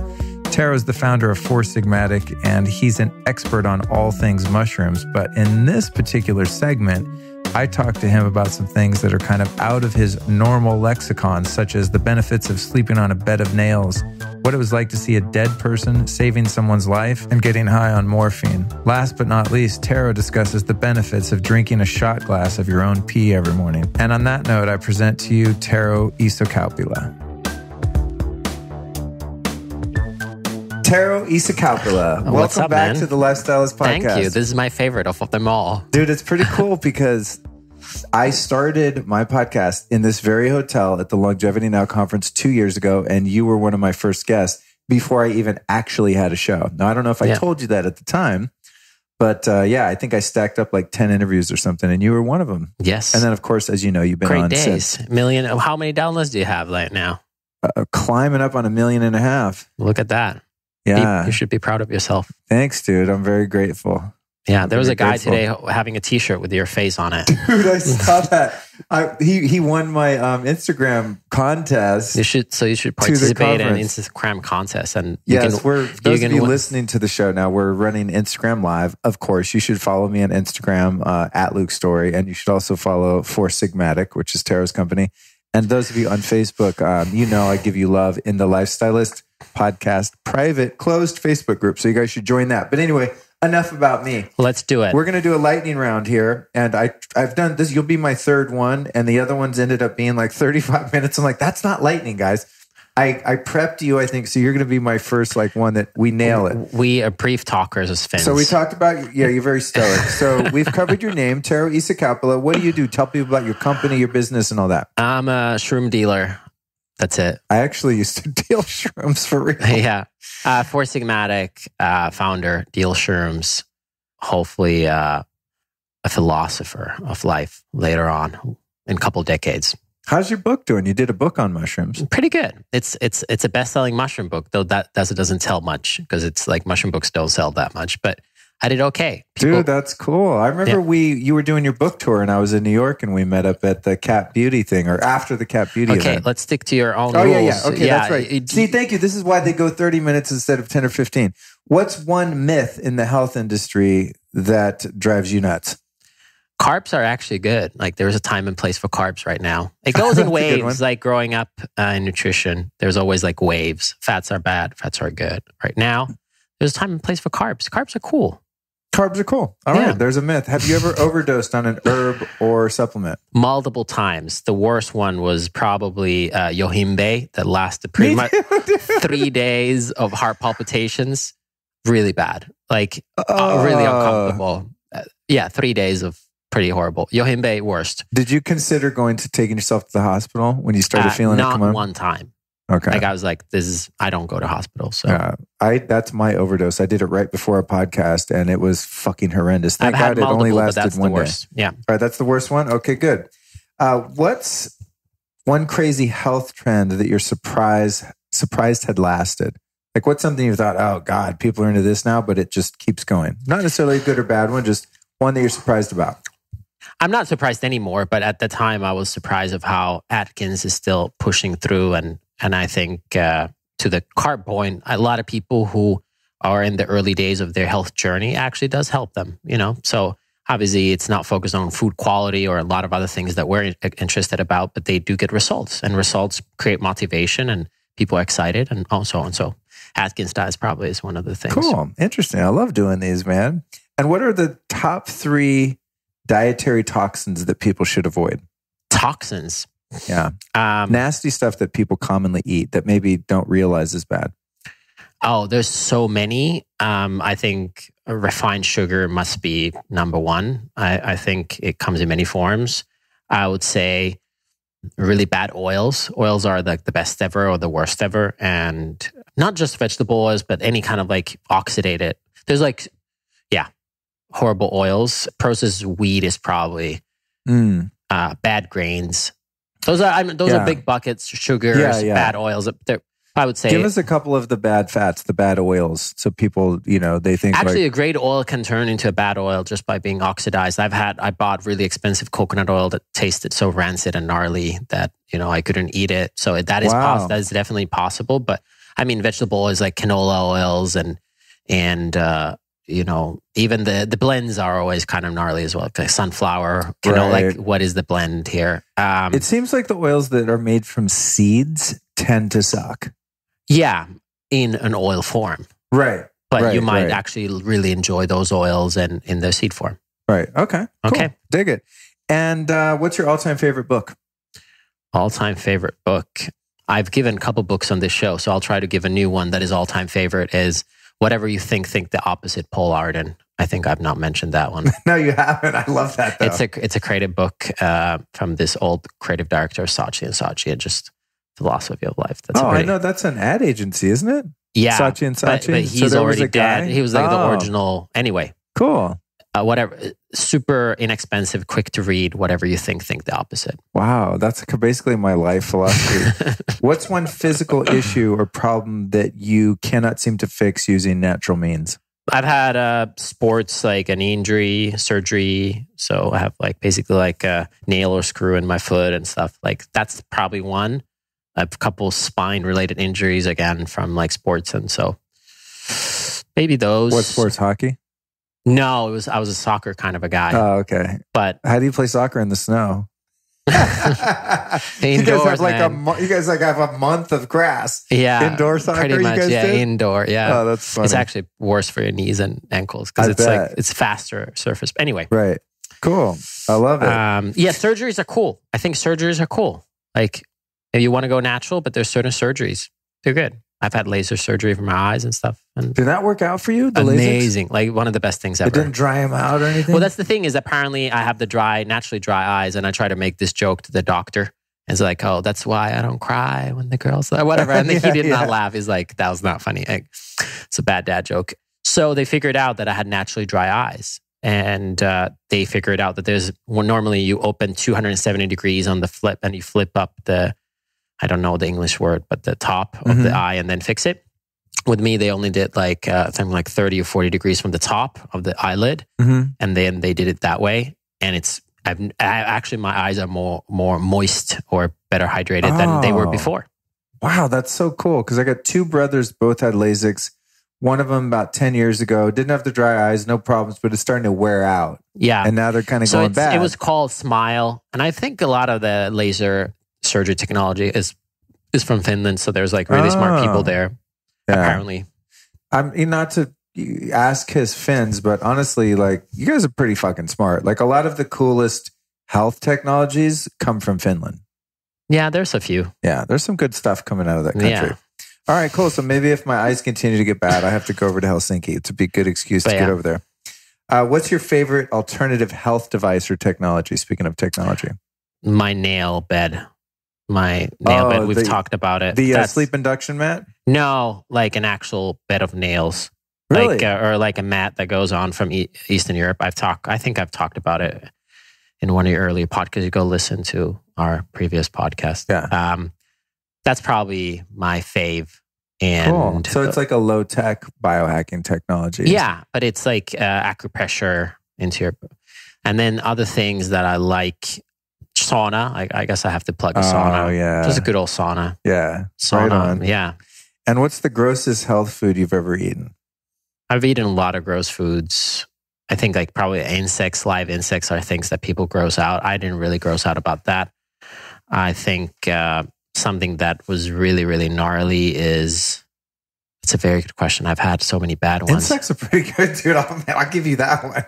I'm very satisfied with that answer. I'm not satisfied. There's some bad ones. You know what? Let's go on. Let's keep it lightning. We'll keep it insects. Okay, if it comes to mind, I'm open, but insects is pretty good. And what word? Or eyes. Eyes of fishes, probably. Fish eyes? Yeah. They're actually pretty delicious, actually. But they kind of gross you out when it pops. Oh. For the first time. But then they're actually delicious. So once you bite down on it has a little... Yeah. But it's pretty good. It's probably full of DHA. I bet it's like the best DHA food ever. When all like animal stuff, but the animal stuff can gross you out more than the plant stuff. Like I've eaten really gnarly tasting plant stuff, but it doesn't really gross you out even if the flavor is strong. Right. It's usually the animal products that sometimes freak you out for some reason. Yeah. Have you ever heard of Rocky Mountain oysters? The bulls? Yeah, balls, They're actually pretty good. Cattle balls. I've tried them? had them in Spain, yeah. They're actually pretty delicious. But I guess that is as well. This is gross. Okay, moving on. When I was a kid in Colorado, a lot of the ranchers would eat them. They fry them up. And I never tried it. I was like, hell no, I couldn't get my head I had on it that in Andalusia in Spain. Moving on to a little more deep waters here. What word do you use for God, and why do you use that word? The big electron. The big electron, and why? And why do I use it? Is I think we're all one, and it's vibrations. And I heard that from George Carlin, and I thought that was a good word for it. Cool. I like that. I like George. You know what? I love George Carlin. I mean, a lot of his skits, but the one where he talks about how naive it is for humans to think they can save the world. It is a good one. Global warming. I used to show it to all our new employees. Oh, that's amazing. Because we're kind of trying to save the planet. It's just like, no matter how thin you slice this, there's two sides. Show that video. Oh, this is so brilliant. I should actually bring it back now that we have a few new employees. That's so we a good company culture, like indoctrination. Like, hey, we're doing good stuff in the world, but let's not take ourselves too serious. Correct. Yeah. The world could literally sneeze and human beings would have never existed. You inspired me to show it to everyone. Awesome. What's the most profound spiritual experience you've had in your life? What single experience were you like, oh, wow, there's another dimension here? That's a very good one because something that was small, but at that time seemed huge. You know what I mean? So, for example, when I had my knee injury, I was injected morphine. And that was like my only time of like heavy drug exposure. Like, in my book, heavy drug. So that was like a pretty wild one. Saving a person's life, I guess, or seeing a dead person is the first time as a kid as well. That's a long story, but I'm not gonna. It's a lightning round. Wow. Those are pretty. And then there's a lot of mushroom stories. but Yeah. I'll go with those. Okay. Cool. Seeing a dead person, saving a person's life, and then morphine. Wow. Yeah, I relate to the latter. But a few of those. Do you pray? And if so, what does that look like? not in the concept of praying in for a religious purpose. There's a lot of self-talk, and hopefully it's positive. So in that way, yes. And what it does. I used to have the beads, the Catholic Church, what is it called? Rosary. Rosary, yeah. And I used to buy those, even though I was not religious. I would carry it all the time. And I would just go from there. When there's multiple beads, I would say, moment by moment, step by step, I'll get better and better. Moment by moment, step by step, I'll get better and better. And when there's just that one bead, I would ask something specific in my life. So that's the closest I've been to a prayer. That's cool. I like that. Wow. But it was not a Christian thing. Yeah, yeah. I mean, the question is really meant to be open-ended. Like, what does that look like for you? Some people have answered like, oh, I just have this conversation with the great electron and we just talk and hang out. You know, it's fascinating. Sure. It's fascinating to find out what's closest to people's hearts in terms of how they communicate. And that works for me today. Thing. Might not work for me tomorrow. Might be something else. But for now, that's it. Do you meditate? And if so, what advice would you give to someone who has a hard time applying that practice? I've practiced meditation on and off for well over a decade. I've done like using sound, just a classic, mindfulness, mantra-based. But that didn't work for me. So if there's someone here that doesn't really get it, I was that. And just couldn't get it working consistently. And I also didn't see results, which is probably why I couldn't keep up with it, because I didn't see results. But I've seen results, though, with emptying my mind or getting to a state of trance and kind of letting go is through physical pain or struggle. Long distance running, tough exercise, high intensity exercise, connecting with nature in long periods like hiking through. And so pain and moving your body. So I would say like use your body. Even the nail bed is an example of when you just have to focus on your breath. Ice bath. Ice bath is one of the easiest by far. True. Sauna, ice bath. Yeah. Like you will definitely meditate. Both in the heat and in the cold. And I think getting the body like dance, like through dance you can actually, and as a guy it's like, I don't dance. But that's probably using the physical attributes to help unlock the mind as well. Love it. Name one spiritual teacher or practice that you've tried and then abandoned, and why. I guess you just kind of actually answered that about meditation. Donald Trump. But has there been like, a guru or a book or philosophy that you were really pumped about and then some time went by and you're like, nah, and you just got rid of it? No, I tried to make a joke about Donald Trump here, but no. If he was ever your guru, that would be an interesting story. No, I did love what was it? What was his TV show, Apprentice? Yeah. Oh, that was a great fucking show, dude. That was like I learned a lot about business from that. I don't share about business, but it was entertaining AF. That show and Shark Tank, I think, are really great for entrepreneurs. Yeah. Yeah. Spiritual teacher that I've abandoned, television. Oh, good one. Name your top 5 deserted island albums. Albums. I was like, the islands. I was like, Hawaii, Grand North Cayman, Shore. Yeah. We got the Coron, Palawan Islands. If I stranded you right now and you get 5 albums for the rest of your existence, what would they be? It would probably be a lot of best of albums of No, it's got to be one artist per album. Best of Black Sabbath. Oh, okay. Of one band, okay. Yeah. Best of Black Sabbath. Nice. Best of Faith No More. Interesting. That's random. Best of Daft Punk. Best of Nas. Wow. And I don't know what I want to listen to the whole album. Uiruma. It's like YIRUMA. And it's like a piano player, I think Korean. Plays interesting. Just plays piano. Pretty good. Wow. God, these are so I love doing these Kings questions. of convenience. Oh, crap. Okay, move on. Okay, so I'll give you 6. Yeah. I'll let you cheat because that was very economic too to do the best of, because then you're not trapped. For me, what I do with that one is I pick double albums. So it'd be like It'd be like the White Album, XL and Main Street. Yeah. And also albums with multiple singers. Yeah. That's what I like to do. Just get you double albums in there. That way you get 2 for 1 sale. There was one really good Black Sabbath double album. We sold our souls for rock and roll. It was a double album. So I would pick that one probably too. What's the craziest thing you've ever done to try to be healthy? Craziest thing? A lot of stuff. I guess the stem cell game, like seemingly is pretty crazy, but is it? It's not really that crazy. Yeah, that's it. What is define crazy is kind of a tough one. So, well, for example, I went through a period where I was studying something called auto urine therapy, and that's where you drink your own urine every morning. Which urine therapy. You know, and there's and Amanita mushroom. A lot of efficacy to that practice. So that was something I tried in an effort to be healthy. I had like a shot glass of my own piss every morning, which some people would think that extreme or crazy. I'm actually working on a little book around that. Oh, really? Yeah, I think hopefully that will come out. Yeah, so I don't consider that to be good. I would say probably you will hate this answer, but like complete celibacy. I'm not kidding. I'm doing it right now. Yeah, that's why I said you will hate this because I knew you were doing it. I love it. It's done the best it twice. thing ever. And how long have you made it without boning?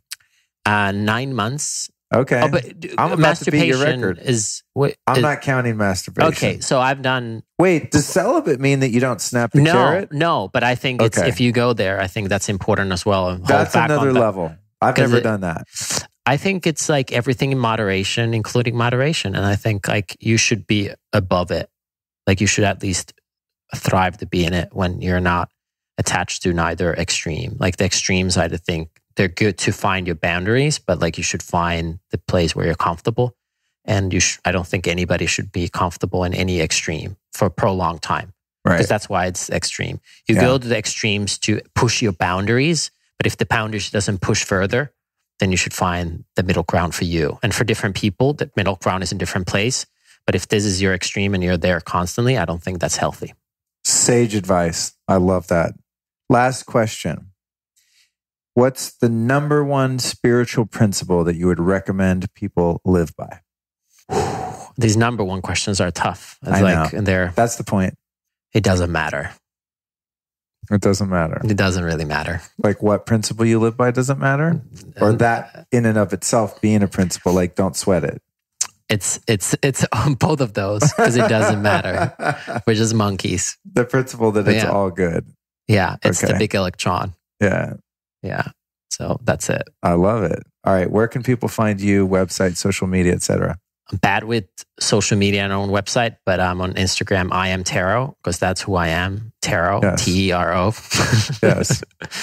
And For Sigmatic is FOURSIGMATIC on everywhere, I guess. Yeah. Listeners to this show will have heard the word For Sigmatic many, many times because you might just got a new listener here. Yeah, I've been running your ads for I think almost the whole 2 years the show's been going. So I'm very grateful to use your guys' stuff and promote it. I love it. I have some in my room right now and I appreciate what you guys do.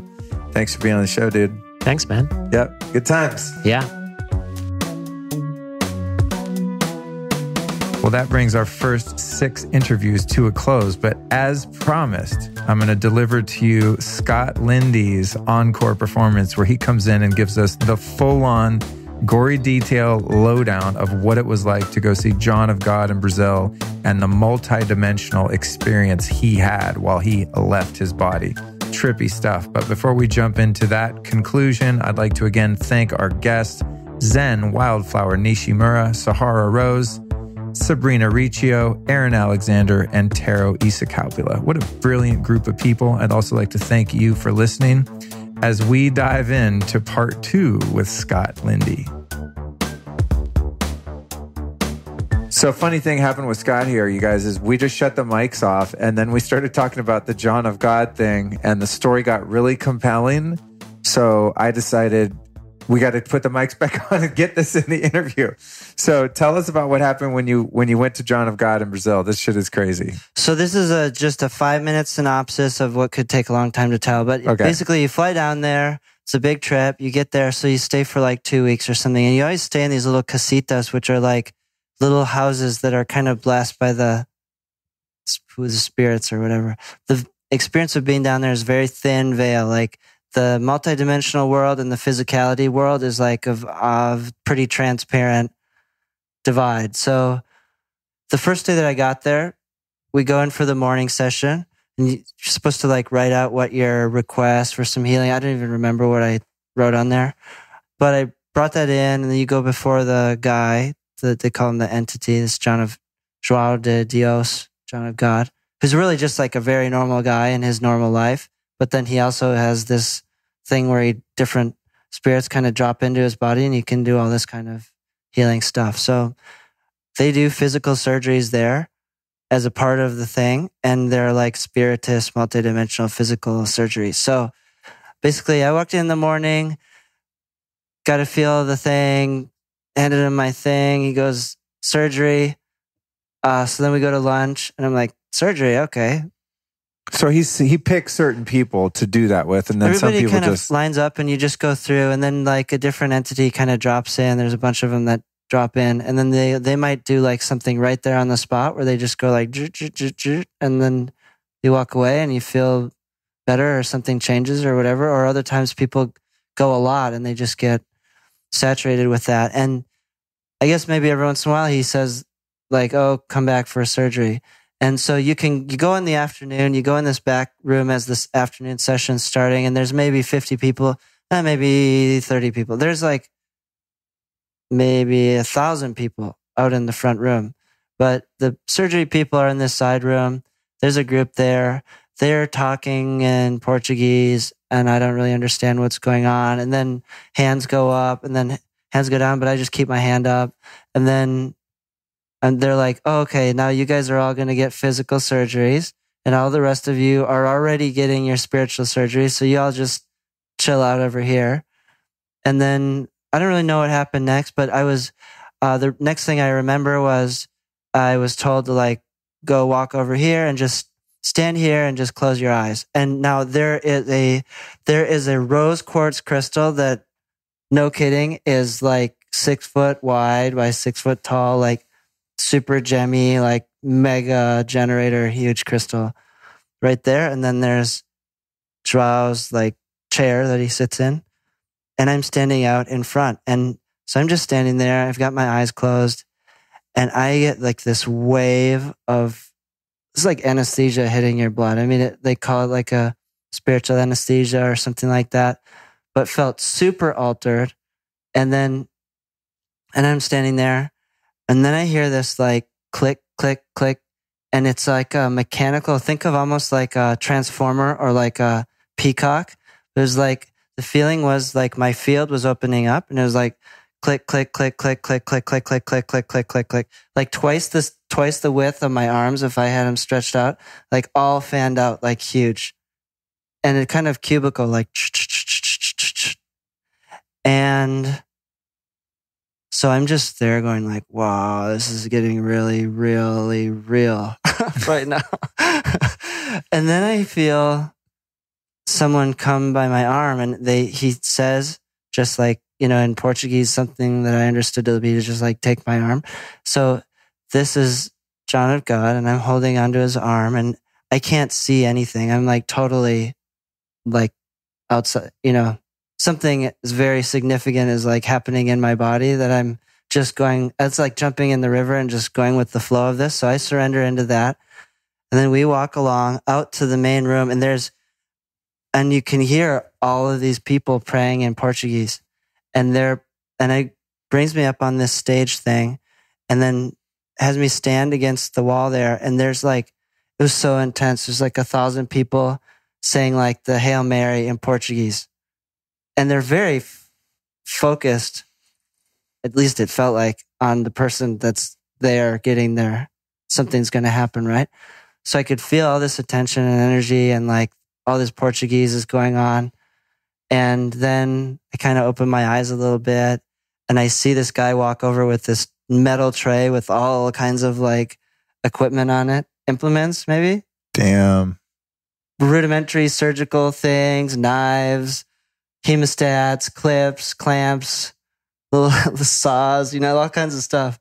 And so I'm like kind of open my eyes, and I see that there. And then I look forward, and I see John of God, and he's all like in his white, and so he reaches over and he pulls this hemostat off, and he clips a cotton gauze to the end of it, and this thing is like 8 inches long beyond the finger clamper thing with this white like what ball. I used to hold roaches with, like when I smoked weed when I was a kid. I always had hemos as a roach clip. You didn't want to stain those beautiful hands. I was very dainty about my weed smoking. I didn't want to burn my fucking fingers.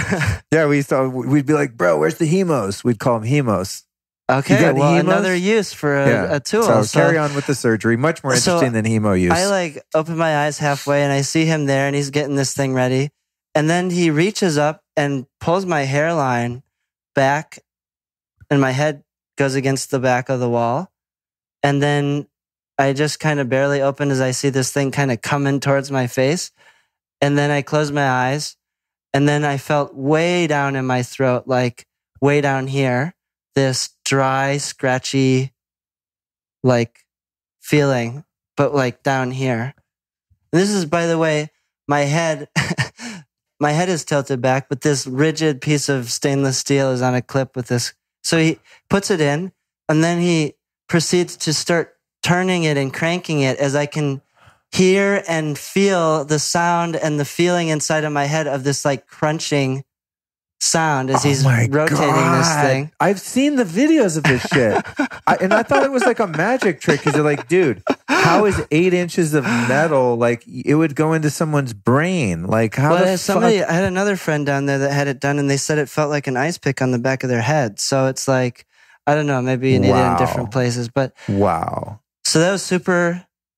And I started coughing because it was like down in my throat. And then they pull it out. I'm like, oh my God, that was so, yeah, there was blood on the cotton thing. And then it was like, that was so intense. And then there's a little gurney chair thing. You just go and they kind of direct you and you sit down in that and they wheel you off and they put you in this infirmary. And then I couldn't really, I don't know, I was like not seeing anything. It was just like, they're like, the spirit, the entities are here with you. They're taking care of you. Everything's going to be fine. Drink this holy water. It's like, oh my God. Okay. What about the eye scraping? That was then a couple days later. Okay. So we want to talk about all this or just one? No, you got to give us the really abbreviated the interesting thing about after the first one is you go back to your casita and you literally sleep like 20 hours. Wow. I mean, I did. I just was out. You kind of like barely come to crawl to the bathroom to go to the bathroom, and then you go back and you're just like out. So it's almost as if there's like, you've got the book of your life, and then there's like, you're just grabbing chunks of pages and flipping them by, and all kinds of stuff is happening. You don't really know what's going on. Wow. Fucking crazy. And so what was the end result? Do you feel that you were healed of anything or were there... No, not really, but it was cool. Yeah. Wow. He lived to tell the tale. It was a good experience. I've always been chalk it up for that. Like, I've really like committed to this one. You did the John of God thing, bro. Like that's something that is a feat to be accomplished in the world of us woo-woo people. So, and to speak to that, I mean, it's like sometimes I think it's really well-intentioned, and also like some of the more recent kind of new pseudo, I don't want this to sound like disparaging, but like some of the woo-woo stuff that maybe doesn't have a tradition or like when we're talking about the herbs, if there's not a lineage, like if there's not some like vein of tradition that's going into this stuff, it's kind of open to like all kinds of interpretations. So right. Just be aware when we're going to someone to learn, like, where did they learn that from? Who were their teachers? Who were their people that influenced them? Yeah. Instead of just going like, because there is an impetus, there's a yearning inside of, I think many of us, maybe all of us in some different variant levels, to like become closer to spirit, to connect more deeply with ourselves, to connect more deeply with whether it's nature or the God version of the divine or whatever that looks like. And so that we want to celebrate that desire and then encourage also to like do practices and things that are rooted in something. Love it, dude. Well, thanks for coming back for the part 2. We couldn't not get that on tape. And thank you to my friend Ellie. It's like, you sure you don't want to record this story? Because sometimes, dude, the coolest shit happens when the mics are off. So I'm glad we put him back on. So now we will end the interview officially. Part 2 of your part 1 is now over. Thanks for joining me, bro. All right, here we go. This is the end. No, for real this time. I told you that encore from Scott was going to be worth it, though, right? What a trip that situation was. Fantastic guest on today's show. I want to thank you for listening. If you made it to the end, you are, in fact, a diehard. And I love diehards. I love hardcore people because I'm hardcore. If I'm going to do something, I'm going to do it all the way, which is why I put out this monster episode, and I appreciate you listening. If you want to listen to more, which I'm guessing that you do if you're hearing my voice right now, you definitely don't want to miss next week's episode with Ryan Muncie. To make sure that you don't miss that episode or any episode to follow, it's super easy. Just subscribe to the show. Look down at your phone or your computer right now and click subscribe. Ding. You get your old pal Luke show every week. All right, check it out. Then we've got 2 events coming up. We've got One Taste in Venice, California, July 26th, and Next Health in Century City, California, which is basically Los Angeles, August 22nd. You can go to lukestory.com/events and check that out. I also really want to take a moment to remind you that lukestory.com/store is like bursting at the seams. I've put together 20 years of my favorite biohacking products, supplements, health products, fitness products, etc., at my store. And it's a great way for you to go get everything that I've vetted and tried and that I recommend all in one place. It's also a great way to support all of the brands that I love and even to support the show in some cases, because I do have affiliate relationships with many of the brands, not all of them, but many of the brands that I work with. So if you go to the store, you're supporting the show, you're supporting me, you're supporting yourself. You know how? Oh, in more ways than one. You're supporting yourself at lukestory.com/store, because it not only saves you time of having to go research all of this junk yourself, but it saves you money because most of the time I'm able to give you exclusive discount codes at the store. So jump over to lukestory.com/store, where I've got everything meticulously organized and categorized according to your lifestyle. I'd also like to give another special thanks to Angela Hartman for helping to make this episode possible. And last but totally not least, I should just say this first, is our sponsors. Yay! A round of applause for our sponsors, without whom this show would literally not be happening because, frankly, they pay for it. Okay, Athletic Greens. You can go to athleticgreens.com/Luke. And if it's your first visit over there, you're going to get 20 free travel packs valued at $99. That's athleticgreens.com/Luke. I have 2 bags of this stuff in my refrigerator right now. I use it all the time. It tastes good. It's hella good for you. It's super convenient and way easier than taking a handful of 45 vitamins. Okay, next up, we've got Organifi. Now, Organifi has a number of different products. They also have a really great green powder, different than Athletic Greens, but still very good. But what I want to plug here is the Organifi Gold. So go to Organifi.com/Luke. That's Organifi with an I. When you get over to Organifi.com/Luke, use the code Lifestylist and save 20%. Organifi Gold is my nightly go sleepy time drink. I make myself a really delicious golden latte with some ghee or coconut oil. It's a nice warm drink. I mean, you can make it cold, but at night I like a nice warm drink. It's very relaxing. It's got turmeric and all these amazing calming herbs, and it's just freaking delicious. And it's a great way to trick your friends into thinking you know how to make a really good herbal elixir. Whenever I have people over, I'm like, hey, want me to make you like a special herbal elixir? And I literally just heat up Organifi Gold and throw it in the Vitamix with some tasty fats. And they're like, oh my God, this is amazing. And I don't give up my secret to them, but I'm going to give it up to you. That's Organifi.com/Luke. All right, I'm checking out. This has been a truly epic, and I use that word a lot, but this was an epic episode, and an epic episode. There you go. I want to thank you so much for joining me on this one. If you could do me one massive favor, just the last thing I'm going to say before I drop the mic, figuratively and quite literally, and go to bed myself after my Organifi Gold. is if you could please share this episode with one or two friends. You know, I love doing the show. It's a labor of love, but it is a lot of work. And the more people that listen to the show, the more successful it is. And the more successful it is, the more opportunities this show avails me. In other words, I can get bigger and better, more interesting guests and improve the quality of the show, production-wise, website-wise, graphic design, everything that I'm doing as the Lifestylist brand. So just by sharing this show with a friend or two, you'd be doing a hell of a lot to support that mission. And also, hopefully, the person that you share it with, you know what I'm saying? Because if you're deriving benefit from these episodes that I'm churning out every week, or in this case, twice a week, chances are that people in your life would also benefit. So click on your little podcast player thingy somewhere there, and you'll find a button that says share. Just text it to a couple friends, and you'll be doing me and the world and yourself a favor. Thank you so much from the deepest, deepest pit of my heart for listening to the Lifestylist Podcast. This episode of the Lifestylist Podcast was produced by podcastmasters.net.